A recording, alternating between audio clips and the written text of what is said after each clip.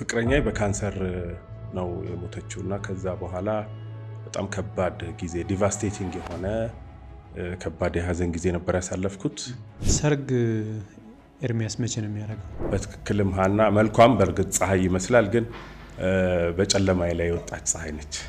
እኔ ሰፈር የት ነው ሲባል ሰባተኛ ነው ብዬ ነው በኩራት የምናገረው። በማህበራዊ ጉዳይ በስነ ልቦና ጉዳይ ላይ የሚያተኩር ፕሮግራም ለመስራት ነበረ ፕሮፖዛል አዘጋጅተን ያስገባ ነውና ብዙዎቹ ሬዲዮ ጣቢያዎች የሚመልሱልን የነበረው መልስ ቁም ነገር በዛበት ነው። የሙሉ ጊዜ ጋዜጠኛ ሆኜ ዘመንና ጥበብ መጽሔት ላይ ስራ ስጀምር በግማሽ ቀንሼ ነው ደሞዜን የሙሉ ጊዜ ጋዜጠኛ የሆንኩት። ቲክቶክ ላይ ቀርቦ ካሜራውን ፊት ለፊት አድርጎ ዜና አሳጥሮ የሚያቀርበው ሜንስትሪም ሚዲያው የሰራውን ዜና ነው። ባለፈው ዓመት መጋቢት አካባቢ ኢቢኤስ የሆነ ነገር ገጥሞት ነበር። ያ የገጠመው ነገር ለምሳሌ ጥያቄ እንዲነሳም ተደርጓል። ለምሳሌ ኢቢኤስ አርታ የለውም ወይ? መረጃው ሲመጣ ኤዲቶሪያል አይወሰንም ወይ? እንዴት ነበር እሱ ነው? የኢትዮጵያን ጠቅላይ ሚኒስትር ማግኘትና መጠየቅ እፈልጋለሁ። ኤክስክሉሲቭ ኢንተርቪው ማድረግ እፈልጋለሁ። በጣም በርካታ ጥያቄዎች አሉ።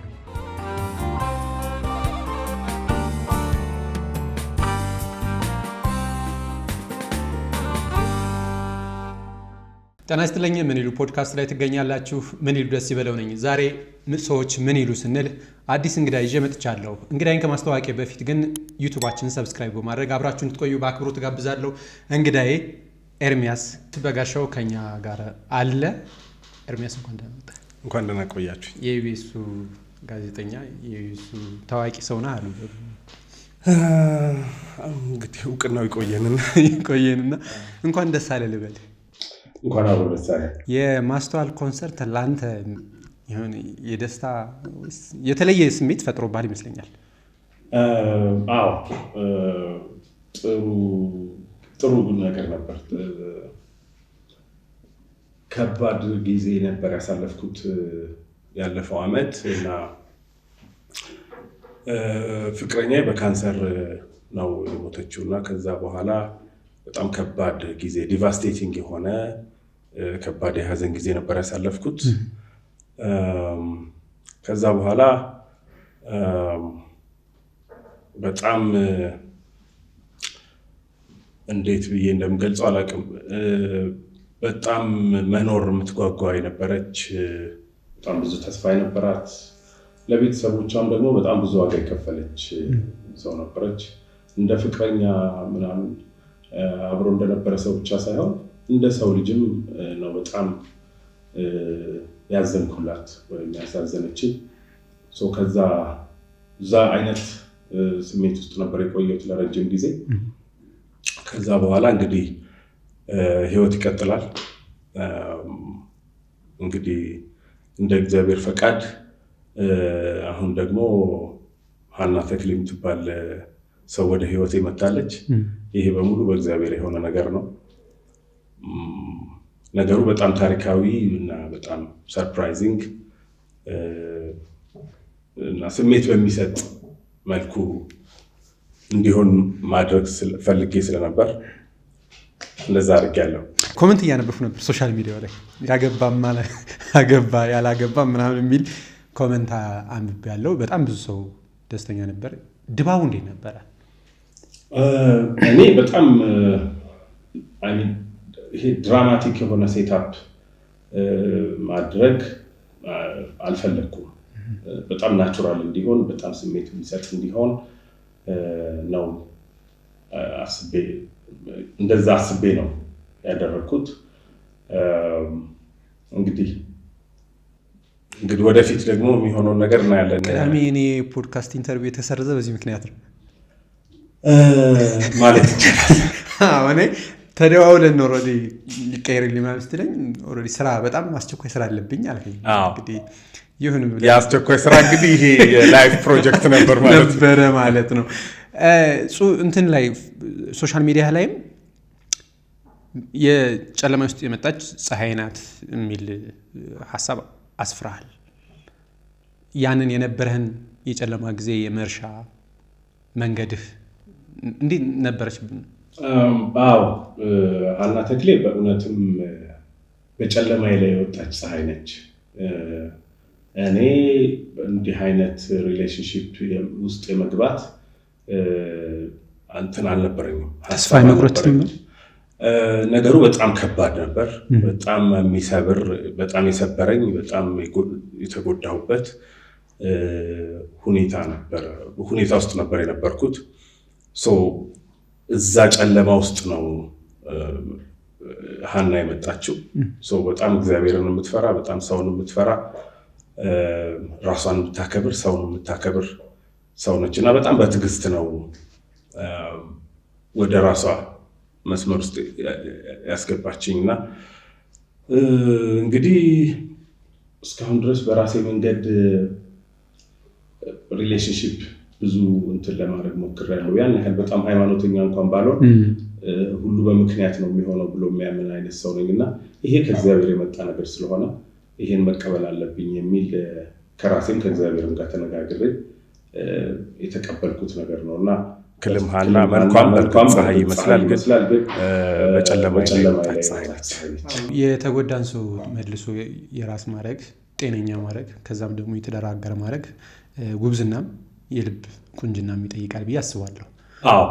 የትናንቱን ነገር ህይወት መቀጠል አለበት፣ በሆነ መልክ መቀጠል አለበት። ተሰብረህ መቅረት የለብህም። እግዚአብሔር ደግሞ ጥሩ ቀኖችን ያመጣል፣ ጥሩ ያልሆኑ ቀኖች ያመጣል። ይሸልመናልም፣ ይሰጠናልም፣ ይነሳናልም።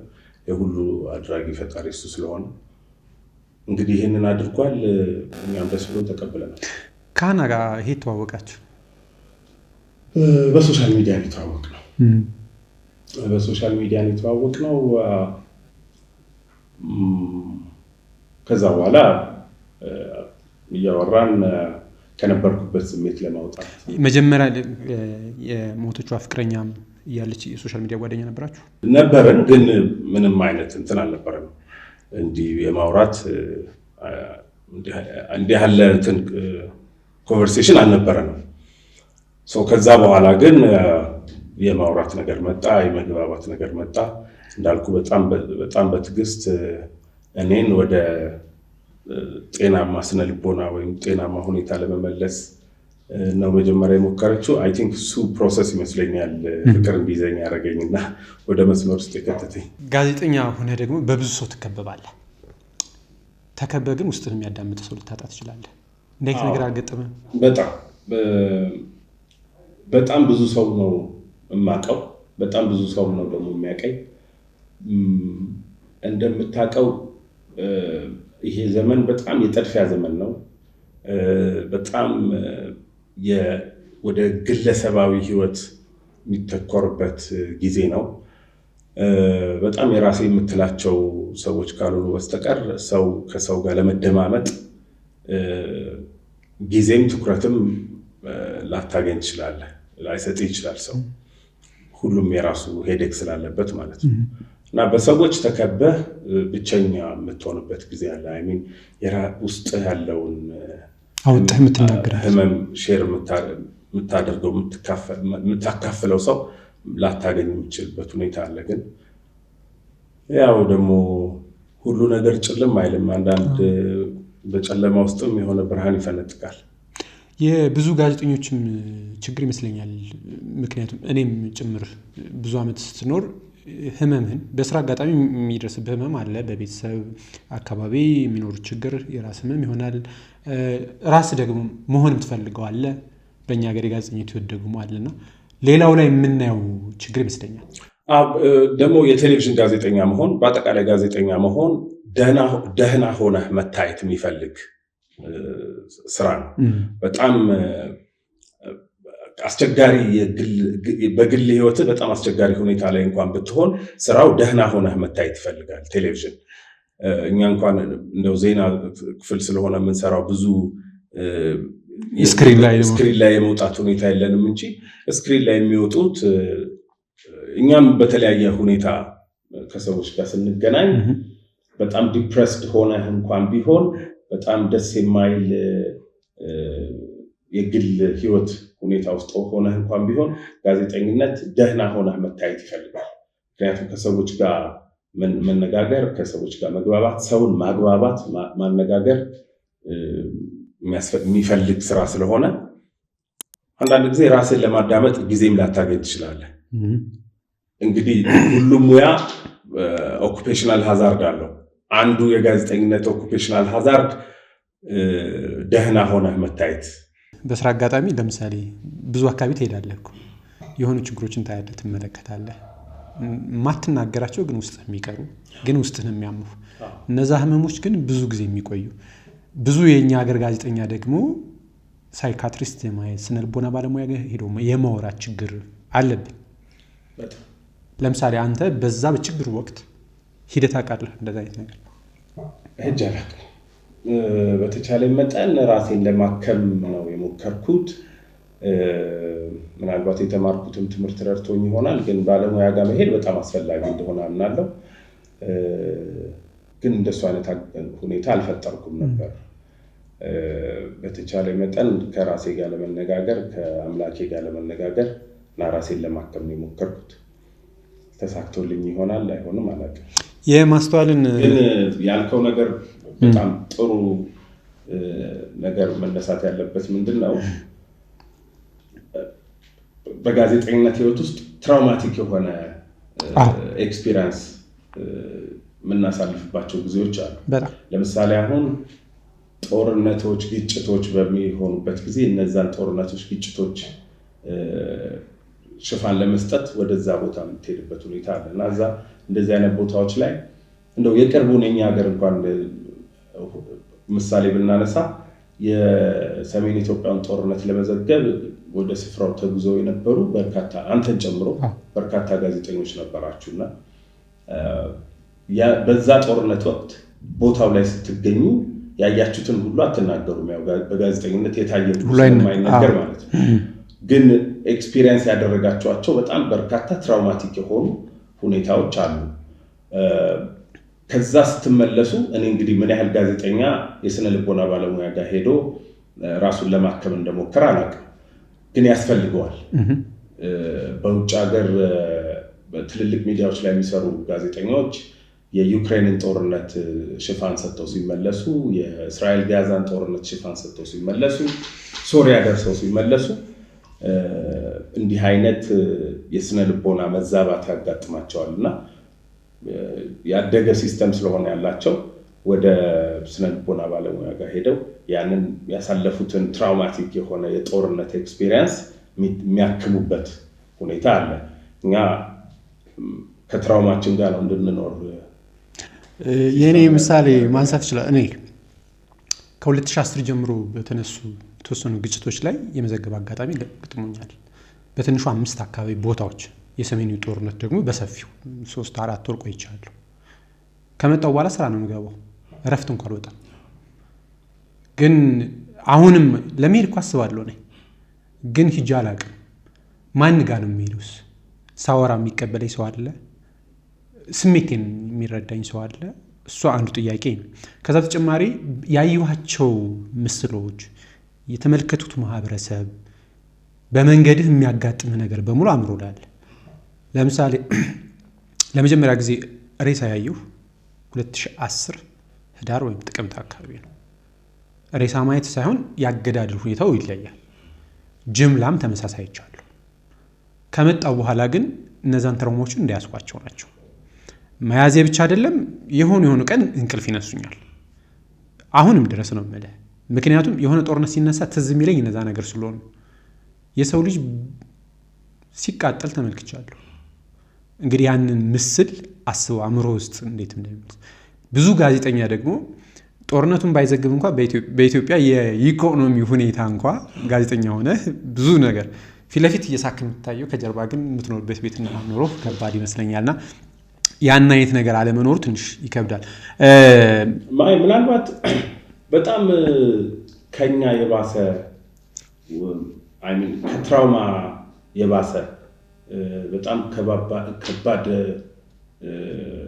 ስቃይ ውስጥ የሚያልፉ ዜጎች ያሉበት ሀገር ስለሆነ ምናልባት ስለ ትራውማ ማውራት ቅንጦት ሆኖብንም ይሆናል። ምክንያቱም ከትራውማ በላይ የመኖርና ያለመኖር ከባድ ስቃይ ውስጥ የሚያልፉ ዜጎች በጣም በብዙ ሺህ ቁጥር ያሉበት ሀገር ስለሆነ በተለያየ ምክንያት በግጭቱም በጦርነቱም በድህነቱም በምኑ በጣም በአስቸጋሪ ሁኔታ ውስጥ እያለፉ ያሉ በጣም ብዙ ዜጎች ያሉበት ሀገር ስለሆነ ስለ ትራውማ ማውራት ምናልባት ቅንጦት ይሆናል። ግን የሚገርመው ኔክስት የሆነ ችግር ያመጣል።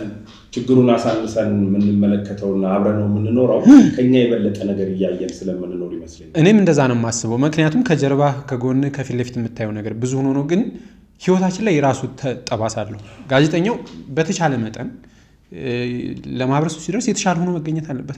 ግን እኛ ሀገር ያን አይደለም። እንደ ወደ ቅድሙ ጉዳይ እንመለስና የማስተዋልን ግጥም እስከ ዘፈኑ ድረስ ሼር አድርገህ ነበር እና ማመልከቻውን እየነገርከን ነበረ መጀመሪያ። ያው ሶሻል ሚዲያው ላይ ሳይ ቀድመህ እኮ ማስተዋልን እየጋበዝከን ነበር። ለዚህ ነበር እንደምታዘጋጀን የሚል ነገር አይቼ ነው። አዎ፣ ግን አልነበረም እንደሷ። ኤርሚያስ በትውልድ አካባቢም ወይም በተወለድበት አካባቢ የቄስ ትምህርት ተምረሃል። ቅድም ስትነግረኝ ደግሞ ብዙም ሃይማኖተኛም አይደለም ምናምን ብለኸኛል። ቄስ ትምህርት ቤት እንድትሄድ ያደረጉ ደግሞ አያትህ ናቸው። እስኪ ያንን አስታውሰኝ። በጣም አሁን ደስ የሚለኝ ጥያቄ ነው የጠየቀኝ። የመጀመሪያው ነገር ይሄን ነገር ከማውራታችን በፊት አንድ መግለጽ የምፈልገው ወይም መግለጽ አለብኝ ብዬ የማስበው ነገር ወደዚህ ፕሮግራም ስትጋብዘኝና ስመጣ እኔ ጋዜጠኛ ነኝ። ሰው የሚያውቀኝ በጋዜጠኝነት ነው። ጋዜጠኝነት በጣም ትልቅ ሙያ ነው። ብዙ ሰዎች ዋጋ የከፈሉበት እና ደግሞ በጣም ትልቅ ትርጉም ያለው እኔ በጣም የምወደው የማከብረው በጣም ትልቅ ቦታ የምሰጠው ብዙዎች ደግሞ ዋጋ የከፈሉለት አሁንም ዋጋ እየከፈሉለት ያሉበት ሙያ ነው። እዚህ ትልቅ ቦታ የምሰጠው ሙያ ውስጥ እኔ ምንም ሰርቻለሁ ብዬ አላምንም። እዚህ ፕሮግራም ላይ ስትጋብዘኝና እንድናወራ ስመጣ ሰዎች በእኔ በጋዜጠኝነት ሙያ ውስጥ ሰዎችን ለቃለ መጠይቅ ወይም ቆይታ ለማድረግ ጠይቄ እምቢ ስባል የሚፈጠርብኝ ደስ የማይል ስሜት አለ። እሱን ስሜት አንተ ላይ መፍጠር ስላልፈለግኩ ነው፣ ወይም እምቢ ማለት ስላልፈለግኩ ነው የመጣሁት እንጂ እኔ ለማውራት የሚበቃ በዚህ በጣም በትልቅ ሙያ ውስጥ ለማውራት የሚበቃ ነገር ሰርቻለሁ ብዬ አላምንም። ያው ግን በኤክስፒሪየንስም ባለፉት 10 ዓመት አካባቢ ይሆናል እንግዲህ 10 ዓመት በሚጠጋ ውስጥ የራስህ የሆነ ቀለም አለ። የምሰራበት ተቋም ራሱ የራሱ ቀለም አለው። በተለየ መንገድ ፐርስፔክቲቭ ማየት ነው። አሁን ሶሻል ሚዲያውን ስናየው የቧልት ሀሳብ ብዙም የማይደመጥበት ጭቅጭቅና ስድቦች የሚታዩበት ነው። ግን ሁሉም ሰው የራሱ ሀሳብ አለው ብዬ አስባለሁ። ምን ይሉ ፖድካስት ሲባልም ሰዎች ምን ይሉ ዋቴቨር የትኛውም ሰው ይሁን ሀሳቡን እንዲያነሳ ሀሳቡ ለማህበረሰቡ መጥቀም ማለት ነው። ያ ሰው ምንድን ነው የሚያስበው? ቴሌቪዥን ላይ ትታያለህ፣ ዜና ትሰራለህ፣ ዓለም አቀፍ ትንታኔ ትላለህ፣ የራስህን ሶሻል ሚዲያ ላይ ሀሳብ ታነሳለህ። ሰው በሰፊውስ የማይነግራቸው ሀሳቦች ሊኖሩ ይችላሉ በሚል ነው እንጂ ሀሳብ እንደ ወዳጅም ሀሳብ እንድንቀያየር ሁሉን ይፈጥራል በሚል ነው። ወደ ጥያቄ ስመለስ በህይወቴ በጣም ትልቅ ቦታ የምሰጠው ሰው ነው አያቴ። ገሰሰ ዘሪሁን ይባላል። በስሙ ብጠራ ብለህ የሆነ ነገር አይቻለሁ ራሱ። አዎ ገሰሰ ዘሪሁን እኔ ስወለድ ነበረ ቤት ውስጥ በጣም በህይወቴ በጣም ማይልስቶን የነበሩ ጊዜዎችን እንትን ያደረገ ሰው ነው፣ ያስተማረኝ ሰው ነው፣ ወይም ያደረገልኝ ሰው ነው። በጣም የሚገርም ፐርሰናሊቲ ወይም የሚገርም ስብዕና የነበረው ሰው ነው። እግዚአብሔርን የሚፈራ ራሱን የሚያከብር ሰው የሚያከብር በጣም የተከበረ ሰው ነበር እና ለመጀመሪያ ጊዜ መርካቶ 7ኛ አካባቢ ነው ተወልጄ ያደግኩት። እዛ አካባቢ መምህር ታደሰ የሚባሉ ቄስ ትምህርት ቤት የነበራቸው ነበሩ። ከቤታችን በጣም ቅርብ ርቀት ላይ እሳቸው ጋር አያቴ ነው ወስዶ ያስመዘገበኝ። እሳቸው ጋር ካስገባኝም በኋላ የዛን የትምህርት ቤት ክፍያ ለተወሰነ ጊዜ ለቄስ ትምህርት ቤት የሚከፈለውን እሱ ነበር የሚከፍልልኝ። ፊደል የገዛልኝ የመጀመሪያውን ፊደል የቆጠርኩትን ፊደል አውጌዳ የገዛልኝ እሱ ነበር። ያስቆጠረኝም እሱ ነበር። ቄስ ትምህርት ቤት ስንማር ጣውላ እንጨት ላይ ነው ተደርድረን የምንማር የነበረው። ልብሳችን ይቀደዳል፣ ሚስማር ይቀደዋል ምናምን። እሱን የሚሰፋልኝ የነበረው እሱ ነበር። ቤት ውስጥ ቤተሰቡ በሙሉ ተሰብስቦ ምግብ ሲበላ አሁን ካደኩ በኋላ ስሰማ እንደዚህ ተከናንቦ ቁጭ ብሎ ሲያይ ሰው ሁሉ እየበላ ከነበረ ያ ልጅ የለም ብሎ የሚጠይቀው እሱ ነበርና እነዚህን በጣም መሰረታዊ የምላቸውን ነገሮች ያደረገልኝ ሰው ነው። ከዛ በላይ ግን አያቴ የተወሰነ ህመም ተሰምቶት ሰው ላለማስቸገር ወይም በሰው እጅ ላለመግባት ያደረገው ነገር በጣም ይገርመኛልና ምግብ አልበላ ብሎ ምንም ውሃ አልጠጣ ብሎ ጥንቅቅ እንዳለ ንጹህ አንሶላ ላይ ነጭ አንሶላ ላይ በማንም ሰው እጅ ሳይገላበጥ ሰው ሳያስቸግር ምን በቂ እድሜ ኖሬያለሁ ከዚህ በኋላ ሰው ማስቸገር የለብኝም ብሎ ጽድት እንዳለ ንጹህ አንሶላ ላይ እንደተኛ ነው የሞተውና ይገርመኛል። ይሄ ፐርሰናሊቲ ማንም ቢሆን ህይወት በቃኝ አይልም። እዚህ ድረስ ኖሬያለሁ በቃኝ አይልም ማለት ሁሉም ሰው ናቹራሊ መኖር ነው መቆየት ነው የሚፈልገው ጃጅቶ እንኳን ቢሆን። የኔ አያት እንደዛ አላደረገም። በስንት ዓመታቸው ነበር? 89 በ89 ዓመቱ ነው የሞተው። እንዳልኩ ራሱን እንዳከበረ በሰው እጅ ሳይገላበጥ በሰው እጅ ሳይገባ ንጹህ አንሶላ ላይ ጽድት ብሎ ኖሮ ጽድት ብሎ ነው የሞተውና ይሄ ነገሩ ቁፍጥና ያለ ማንነቱ ይገርመኛልና ከቤተክርስቲያን ጋር የነበረው ግንኙነት በጣም የሚገርም ነበር። አማኑኤል ቤተክርስቲያን አለ ከኛ ቤት እኔ ከተወለድኩበት ቤት በታች እኔ ክርስትና የተነሳውበት ያደግኩበት ደብር ነው አማኑኤል ቤተክርስቲያን። እዛ ቤተክርስቲያን አብረው የሚያገለግሉ እሱ በፈቃደኝነት እዛ ያገለግል ነበርና በዛ ጊዜ ውስጥ አብረው ለነበሩ ሰዎች ነው መቋሚያውን፣ ጽናጽሉን፣ ኩታውን እና ያን ጠምጣሙን ሁሉ ለነከሌ ስጡልኝ ብሎ ተናዞ እነዛን ነገሮች በሙሉ ለነዛ ሰዎች ሰተናል እኛ እሱ ከሞተ በኋላና እንዲህ አይነት በጣም የሚገርም ቁፍጥና ያለ ስብዕና የነበረው ሰው ነውና የሱን አይነት ሩቡን እንኳን ስብዕና መውረስ ከቻል በጣም ደስ ይለኛል። የእሳቸው ተጽዕኖ ስነ ልቦና ያልከኝም አንተ ጋር አለ ወይም ተሰርቸባቸዋለሁ ብለህ ታስባለህ? ደስ ይለኛል። የተወሰነውን የሱን ስብዕና ሰውን ማክበሩን ራሱን ማክበሩን ቆፍጥና ያለ ስብዕናውን የተወሰነ እንኳን ወርሼ ከሆነ ደስ ይለኛል በጣም። አንዳንድ ሰው የተሰራውት በከሌ ነው ብሎ ያነሳል። ለምሳሌ አንዳንዱ ባያት እኔ አሁን ማነስ በአስተሳሰብህ ላይ በስብዕና ላይ የተለያዩ ሰዎች ተጽዕኖ ያደርጋሉ።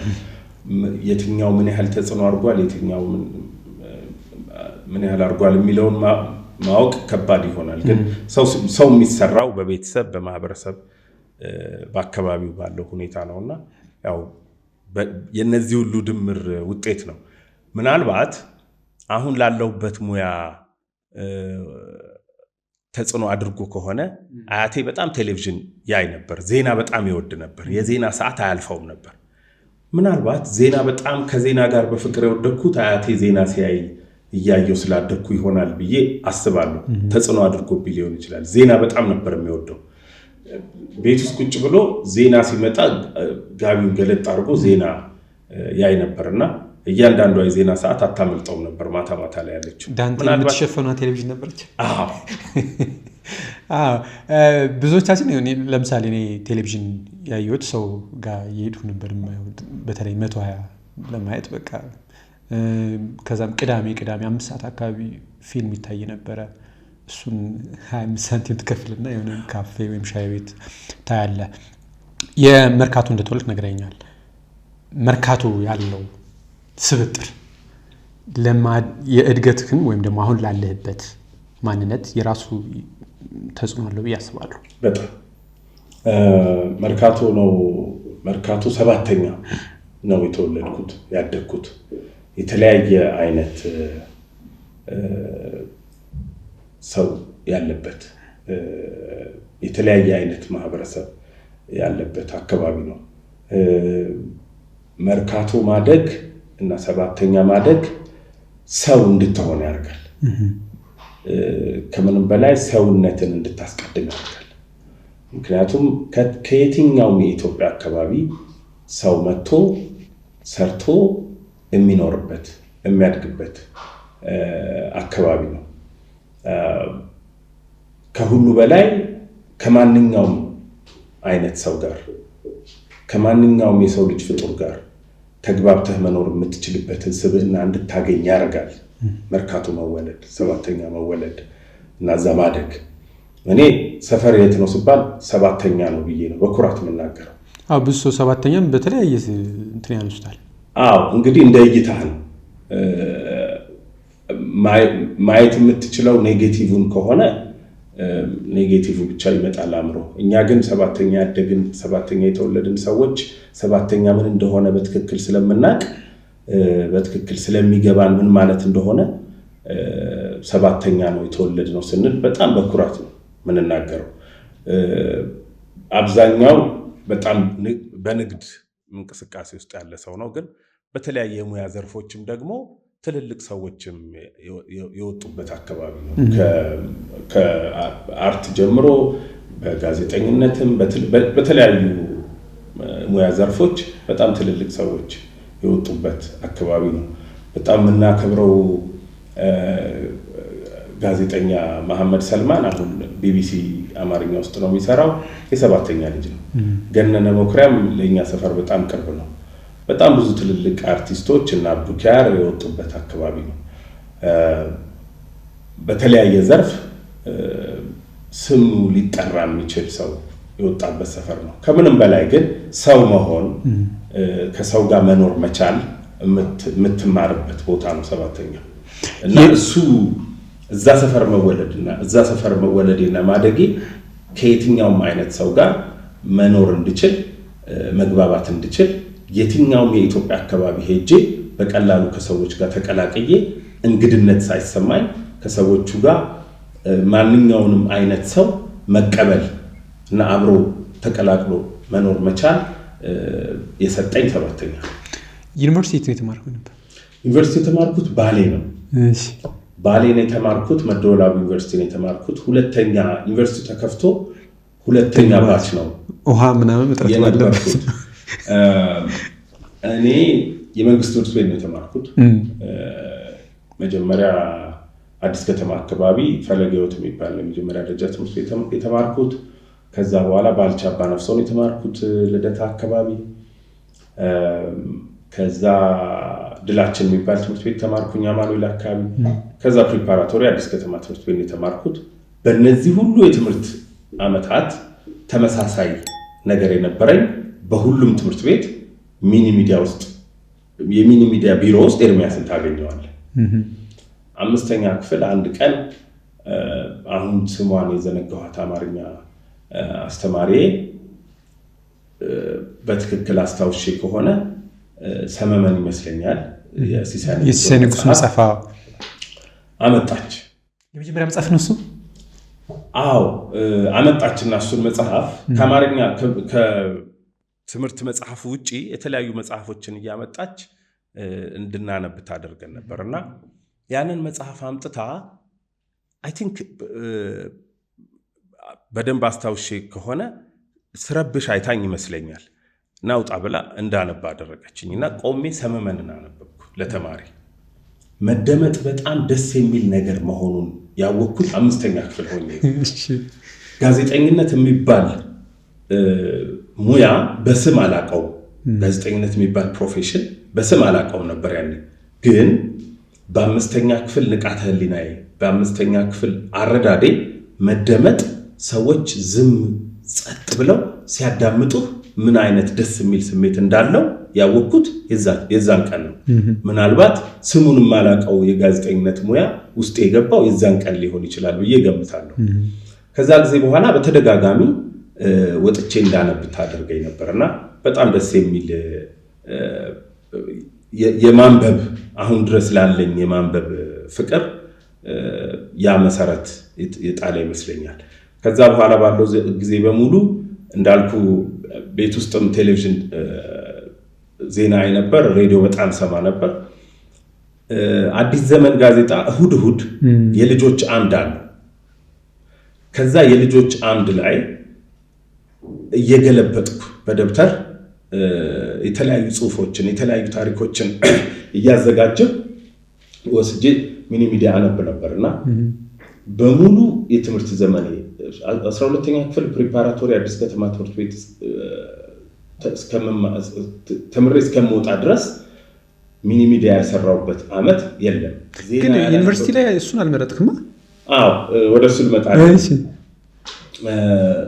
ይሄንን እያደረግኩ 8ኛ ክፍል ሚኒስትሪ ከተፈተንኩ በኋላ ጋዜጠኝነት የሚባል ሙያ መኖሩን በጣም ደስ የሚል ነገር መሆን የምፈልገውም እሱ መሆኑን ማወቅ ችያለሁ። ከዛ በኋላ በተቻለ መጠን ለዛ ነው ራሴን እያዘጋጀው የነበርኩት። ቲቸር ከተማ የሚባል 7ኛ ክፍል አማርኛ አስተማሪ ነበር። እሱም ደግሞ በጣም ለመጽሐፍ የተለየ ፍቅር እንዲኖረኝ ያደረገው እንግዲህ አብረውኝ የተማሩ ልጆች ምን አይነት ስሜት አሳድሮባቸው እንደሆነ አላውቅም። እኔ ግን የማንበብ ፍቅር የመጽሐፍ ፍቅር እንዲያድርብኝ ዛሬ ድረስ በመጽሐፍ ተለክፌ እንድቀር ያደረገኝ ቲቸር ከተማ ነው። ማረሳው አስተማሪ ነው። በጣም 7ኛ ክፍል ባልቻ አባ ነፍሶ ትምህርት ቤት አማርኛ ቋንቋ አስተማሪ ነበር። ራሴን እያዘጋጀው ነው የመጣሁት። ከንባብ ጋር ራሴን እያለማመድኩ እንዳልኩ ከ8ኛ ክፍል በኋላ ደግሞ ጋዜጠኛ ለመሆን እያሰብኩ ራሴን እያዘጋጀው ነው የቆየሁት። ሙያውን በስም አውቀው ማለት ነው። ከዛ በኋላ ይሄን እየሰራው ቆየው። ልክ የኢንትራንስ ኤግዛም ወሰድኩኝ። በጣም ጥሩ ውጤት ነበር ያመጣሁት። የሞላሁትም ላንጉዌጅ ኤንድ ሊንጉስቲክ ፋካልቲ ነበር የሞላው። ላንጉዌጅ ኤንድ ሊንጉስቲክስ ፋካልቲ ነው የሞላሁት። እዛ ውስጥ ነው ያለው ጆርናሊዝም ኤንድ ኮሚኒኬሽን። አልደረሰኝም። አይሰጥም ነበር ዛን ጊዜ። የዛን ጊዜ በጣም ዝቅተኛ ውጤት የነበራቸው ልጆች ነበሩ ላንጉዌጅ ኤንድ ሊንጉስቲክ የሚመደቡት። በጣም ይገርመኛል አሁን ድረስ ሳስበው ለምን እንደዛ ይደረግ ነበር አላውቅም። ዝቅተኛ ውጤት የነበራቸው ልጆች ሳይፈልጉት ላንጉዌጅ ኤንድ ሊንጉስቲክ ዲፓርትመንት ደርሷቸው፣ እኔ ግን አልደረሰኝም። ሶሻል ሳይንስ ነበር የደረሰኝ። በዛ ፋካልቲ መደወላቡ ዩኒቨርሲቲ ተመደብኩ። ባሌ ነው የተማርኩት። ሶሺዮሎጂ ዲፓርትመንት ገባሁኝ። ዩኒቨርሲቲው አዲስ ስለነበር ሶሺዮሎጂ በጣም ጥሩ የሚባለው ዲፓርትመንት ነበር። ግቢ ውስጥ በጣም ሁሉ ሰው የሚፈልገው ነበር። ጥሩ ውጤት ስለነበረኝ በቀላሉ ነው ሶሺዮሎጂ የደረሰኝ ከሶሻል ሳይንስ ፋካልቲ ውስጥ። አሁን ሳስበው ሶሺዮሎጂ መማሬ ጥሩ ነው ብዬ አስባለሁ። መቀየር አላሰብም? ብዙ ጊዜ ዩኒቨርሲቲ እኔም ተማሪ ያለሁ ባህር ዳር የተማርኩት እና ብዙ ተማሪ አልሞከርኩም። ይቀይር ነበር። አዎ አልሞከርኩም። እንደሱ አይነት በጣም ኮምፕሊኬትድ የሆነ ፕሮሰስ ውስጥ ማለፍ አልፈለግኩም። በቃ የተመደብኩበት ቦታ ዝም ብዬ ሄድኩኝ። ከገባሁበት በኋላ ትምህርቱን አልጠላሁትም። በጣም አሁን ላሉኝ መሰረታዊ እሳቤዎች እይታዎችን በጣም በጥሩ ሁኔታ ከራሴን ጋር ከማህበረሰቡም ጋር እንደምታውቀው ሶሺዮሎጂ የማህበረሰብ ጥናት ነውና ሰዎች እንዴት እንደሚያስቡ፣ ማህበረሰብ እንዴት እንደሚኖር፣ እንዴት እርስ በርሱ ኢንተራክሽን እንደሚኖረው የሚያጠና ሳይንስ ነውና አልጠላሁትም። እንዲያውም በጣም አንዳንድ ጊዜ ለፈተና እንደምማር ሁሉ ረስቼው በጣም በዛ እንትን ውስጥ ተመስጬ ብዙ ሰዓት ማነብበት ጊዜ ነበርና አሁን የማውቃቸውን ትልልቆቹን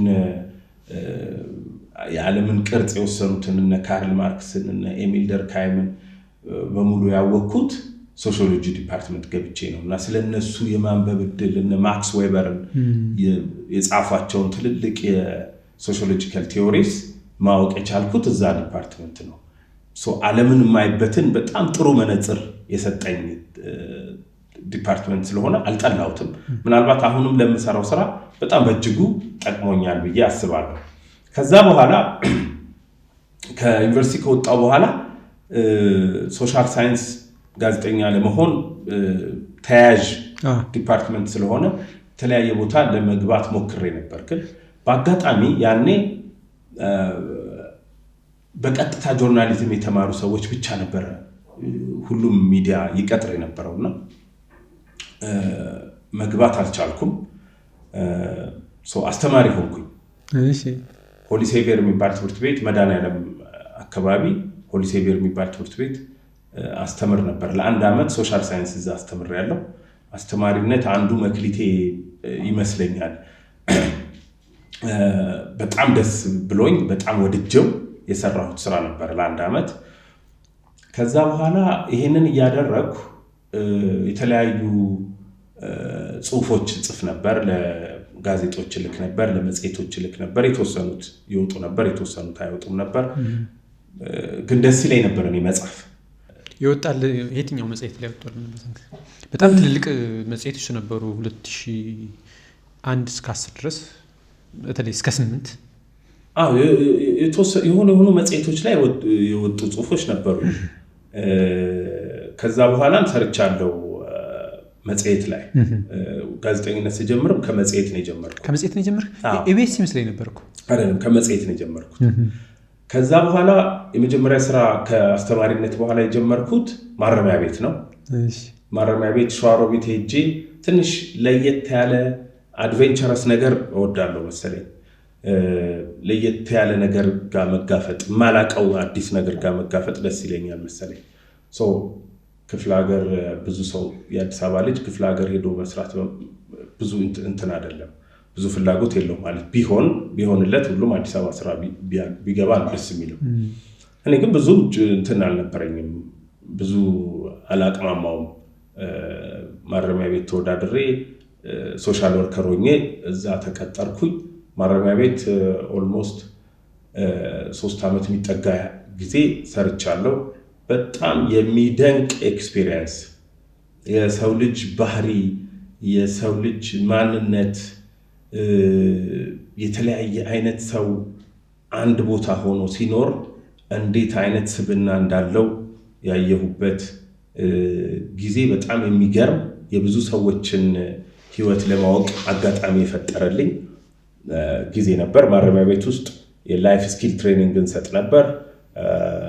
ካውንስሊንግ ስራ እንሰራ ነበር። በተወሰነ መልኩ የግሩፕ ካውንስሊንግ በተለይ እንሰራ ነበር።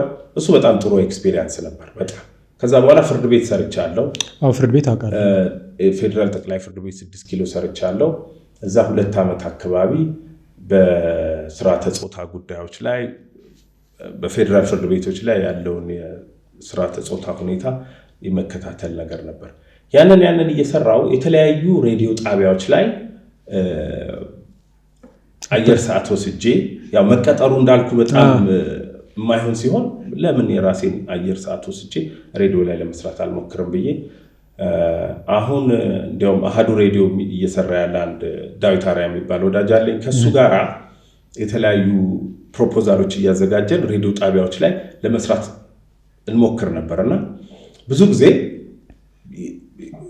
ከምናውቀው ነገር ጋር የተያያዘ በማህበራዊ ጉዳይ በስነ ልቦና ጉዳይ ላይ የሚያተኩር ፕሮግራም ለመስራት ነበረ ፕሮፖዛል አዘጋጅተን ያስገባ ነውና ብዙዎቹ ሬዲዮ ጣቢያዎች የሚመልሱልን የነበረው መልስ ቁም ነገር በዛበት ነው እና ይገርመኛል። አሁን ድረስ ሳስበው ፕሮግራማችሁ ገንዘብ አያመጣም፣ ስፖንሰር አያመጣም፣ ቁም ነገር በዝቶበታል ይሉን ነበርና አሁን ድረስ ሳስበው ይገርመኛል። እና በዛ ምክንያት ያንንም እድል ማግኘት አልቻልንም ነበር። እንደዚህ እያለ የሙሉ ጊዜ ጋዜጠኛ መሆን እየፈለኩ ግን ሳልሆን ግን በተለያየ መልኩ ራሴን እያዘጋጀው ቆየው። 2009 ፍርድ ቤት እየሰራው ታጋይ መኮንን የምትባል ጋዜጠኛ አለች። ጽጌረዳ የምትባል አንድ ጓደኛ የነበረች ከነሱ ጋር በነበረኝ ግንኙነት ምክንያት እነሱ ሪኮመንድ አደረጉኝና ሃይላይት ታደሰ የሚባል ሰው ጋር በጣም አሁን በነገራችን ላይ በጣም ላመሰግነው እወዳለሁ።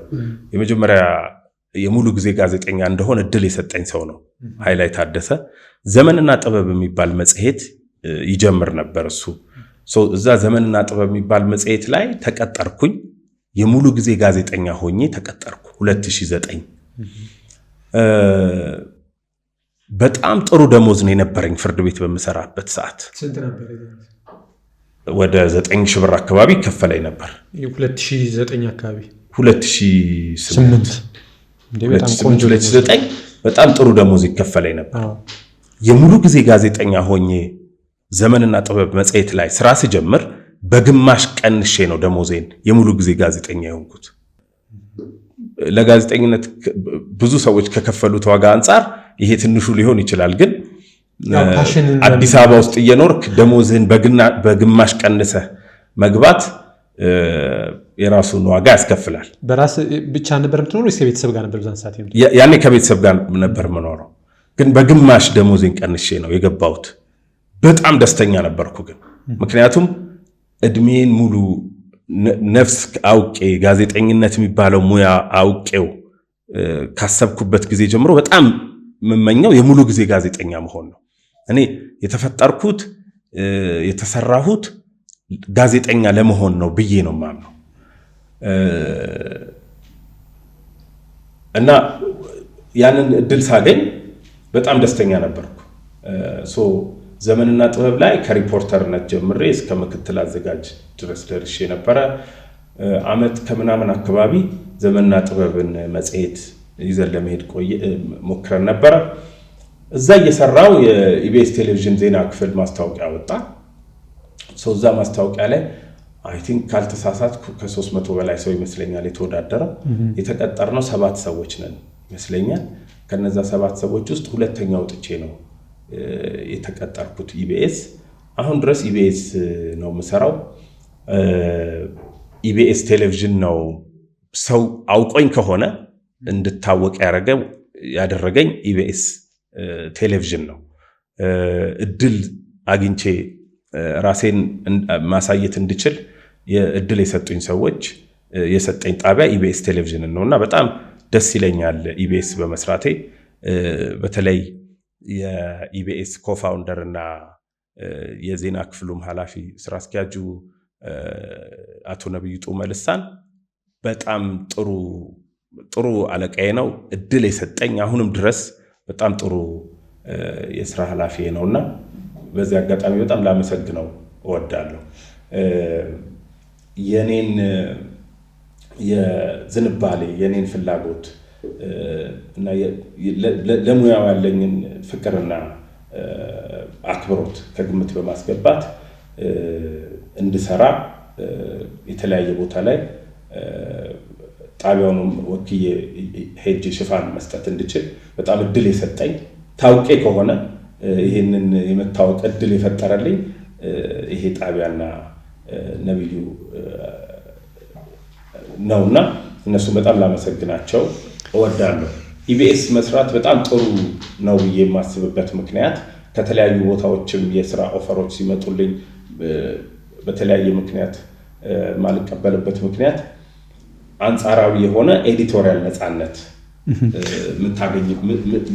የማገኝበት ቦታ ነውና የአገሩን ሕግ የአገሩን ስነ ስርዓት አክብረህ ግን ሌላ ቦታ ላጽፋቸው የምችላቸውን ስክሪፕት ጽፈህ በአንጻራዊ ነፃነት በአንጻራዊ የኤዲቶሪያል ነፃነት ልትሰራ የምችልበት በጣም ጥሩ ወርክ ኢንቫይሮንመንት ያለበት ቦታ ነው ኢቢኤስ ቴሌቪዥን ዜና ክፍልና።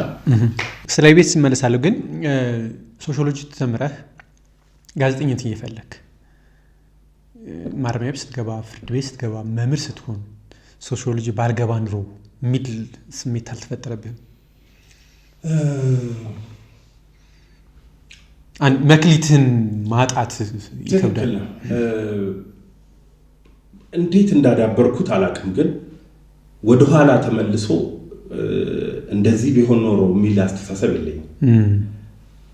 ፌት የመቀበል የሆነ ነገር ከተከሰተ በኋላ እሱን የመቀበልና በዛ ውስጥ መቀየር የምችለውን ነገር ላይ ጥረት ማድረግ ወደፊት መኖር ነው በጣም መመርጥ። ወደኋላ እንዲህ ቢሆን ኖሮ እኮ እንዲህ ብሎ አይነት ኑሮ አልወድም። ወደኋላ መኖር አልወድም። ወደፊት መኖር ነው መመርጠው። ዋንስ ሶሺዮሎጂ ገብቻለሁ፣ መርጫለሁ፣ ተምሬዋለሁ። ስለዚህ የሚሆነውን ነገር ማድረግ ነው የመረጥኩት እንጂ ሁልጊዜ ወደኋላ እያሰብኩ ማላዘን፣ ወደኋላ እያሰብኩ መጸጸት ብዙ የኔ መንገድ አይደለም እሱ። አንዴ ከገባሁበት በኋላ እድሉን ለማመቻቸት እድሉን ለመፍጠር እንዳልኩ በተለያየ መንገድ ወይ መጽሔት ላይ ወይ ጋዜጣ ላይ ጽሁፍ እየላኩ ለመሞከር ሎሚ መጽሔት ላይ ጽሁፍ እልክ ነበር፣ ለአዲስ አድማስ እልክ ነበር፣ ሬዲዮ ላይ አየር ሰዓት ወስጄ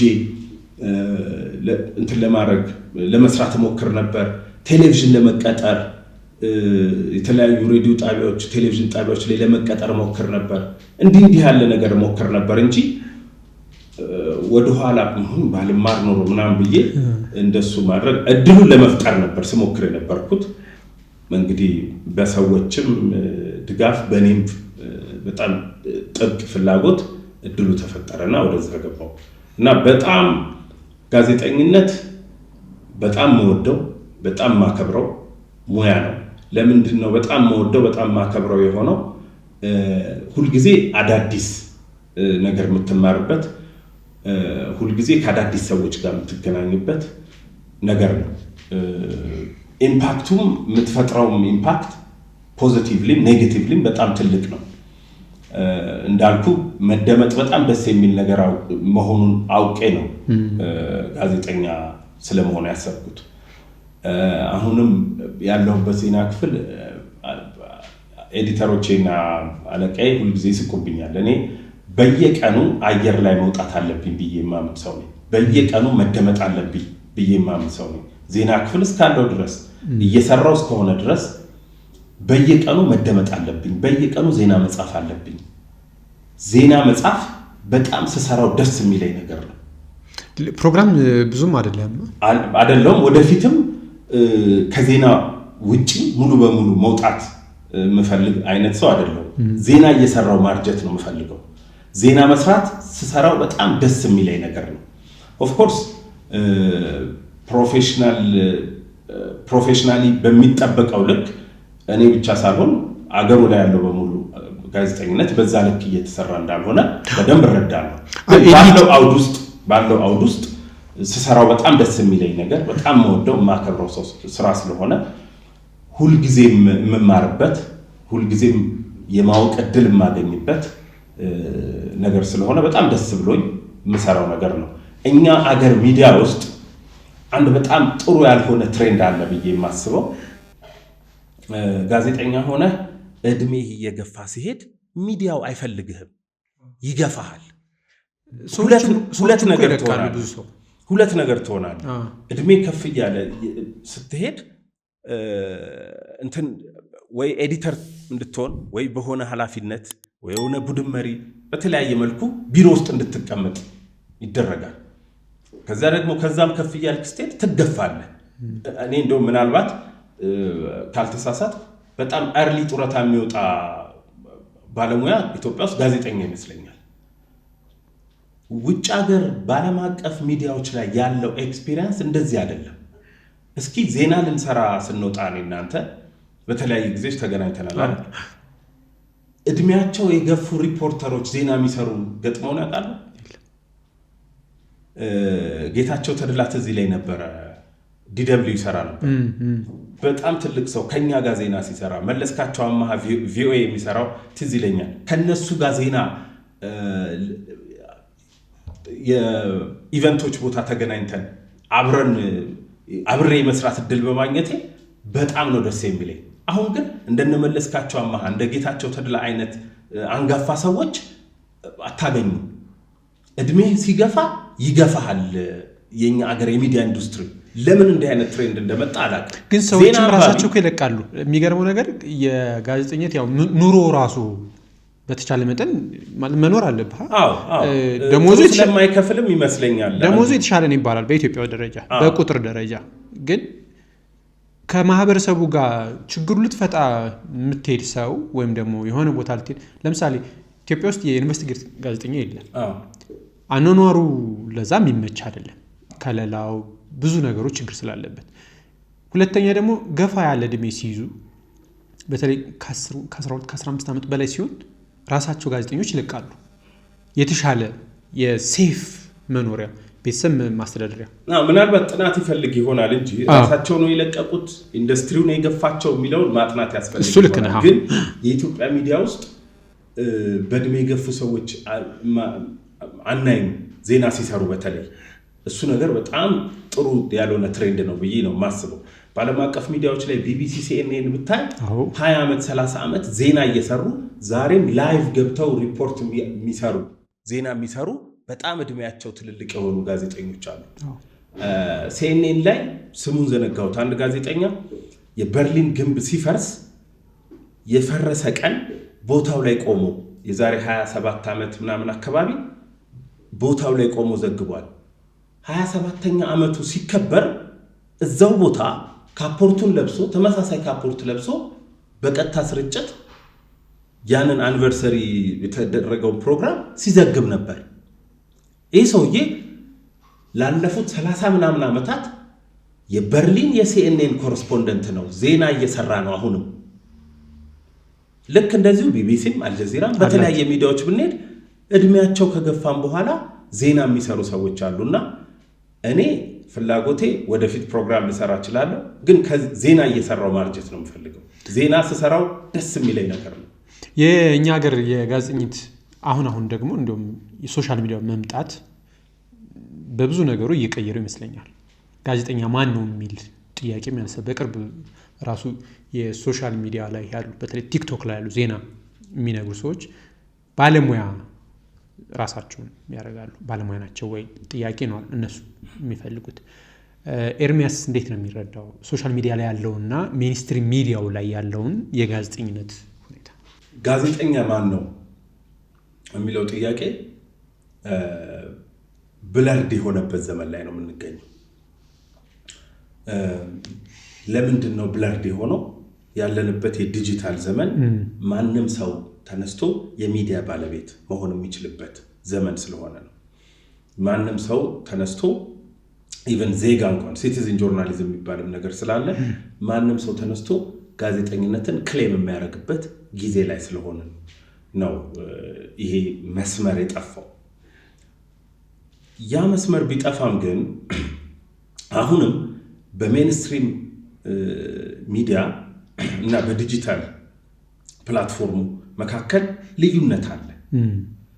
ሜንስትሪም ሚዲያ ላይ ስትሰራ ልታከብራቸው የሚገቡ የጋዜጠኝነት መርሆች አሉ። በሌላ በዲጂታል ፕላትፎርሙ ላይ እንድትጠብቃቸው እንድታከብራቸው ማትገደድባቸው። ሜንስትሪም ሚዲያ ስትሰራ የአገሩን ሕግ ስነ ስርዓት ማክበር ይጠበቅብሃል። የጋዜጠኝነትን መርሆች በሙሉ ማክበር ይጠበቅብሃል። እነዚህ ሕጎች በእርግጥ በሁሉም ፕላትፎርም በዲጂታሉም ቢጠበቁ ጥሩ ነበር። ነገር ግን ላይሰንስ አውጥተህ ሰራተኛ ቀጥረህ በተደራጀ ሁኔታ ስትሰራ እነዚህን ሕጎች የማክበር ኃላፊነት ይኖርብሃል። አሁንም ቢሆን መስመሩ ብዥ ያለ ቢመስልም አልጠፋም ብዬ ነው ማምነው። መጥፋትም የለበትም ብዬ ነው ማምነው። አሁንም ሕግ ተከብሮ የጋዜጠኝነት መርሆች ተከብረው እዛ ላይ መሰራት አለበት ብዬ ነው ማስበው። ዲጂታል ሚዲያ ወይ አሁን ኒው ሚዲያ ተብሎ የሚታሰበውና ሜንስትሪም ሚዲያ ተገዳዳሪ ሳይሆን ተደጋጋፊ መሆን የሚችሉበት ሁኔታ መፍጠር ግን ይቻላል። ይሄን ማድረግ የሜንስትሪም ሚዲያዎች ኃላፊነት ይሆናል ማለት ነው። የጠቀስክልኝ ነገር አለ። በተለያዩ ቲክቶክ ላይ ዜና የሚሰሩ ሰዎች አሉ። በተለያየ መልኩ ፌስቡክም ላይ ዜና የሚያወጡ ሰዎች አሉ። እኔ አንዳንድ ሰው እነዚህን ሰዎች ሜንስትሪም ሚዲያ ላይ ካለው ጋዜጠኛ ጋር ሲያወዳድሯቸውና እነሱ ተሻሉ እኮ እነሱ ናቸው እኮ ተደማጭነት ያላቸው ብሎ ሊያወዳድር ሲሞክር እሰማለሁ። እኔ ለነዚህ ሰዎች ለሚያወዳድሩ ሰዎች አንድ ጥያቄ መጠየቅ የምፈልገው ቲክቶክም ላይ የትም ቦታ ላይ እነዚህ ዜና አሳጥረው የሚጽፉ ሰዎች የሚያቀርቡ ሰዎች ሜንስትሪም ሚዲያው መስራት ቢያቆም ይቀጥላሉ ወይ? አንድ ልጅ እኮ ቲክቶክ ላይ ቀርቦ ካሜራውን ፊት ለፊት አድርጎ ዜና አሳጥሮ የሚያቀርበው ሜንስትሪም ሚዲያው የሰራውን ዜና ነው። ሪፖርተር እንግሊዝኛ ላይ ወይም ቢቢሲ አማርኛ ላይ ወይም ኢቢኤስ ላይ ወይም ኢቢሲ ላይ ወይ ፋና ላይ የወጣ የሜንስትሪም ሚዲያ ዜናን የቲክቶክ ኦዲየንስ እንዲሰማው አድርጎ አሳጥሮ ነው የሚያቀርበው። አልሰራውም እኮ ዜናው። እነዚህ ሜንስትሪም ሚዲያዎች ባይኖሩ እሱ ልጅ የሚያሳጥረውን ዜና ከየት ያመጣ ነበር? ሜንስትሪም ሚዲያ መኖሩ ነው እነዚህ ልጆች እንዲኖሩ ያደረገው። ብንደጋገፍ ነው ጥሩ የሚሆነው እንጂ አንዱ ካንዱ ይበልጣል ወይም አንዱ ካንዱ ይሻላል የሚለው ደስ የማይል ውድድር ውስጥ መግባቱ ብዙ አስፈላጊ ነው ብዬ አላምንም። ጋዜጠኝነት ማን ነው ጋዜጠኛ? ለኔ በጣም መልሱ ቀላል ነው። በመላው ዓለም በጋዜጠኝነት ፕሮፌሽን የታወቁ የጋዜጠኝነት መስፈርቶች ወይም መርሆች ፕሪንሲፕልስ አሉ።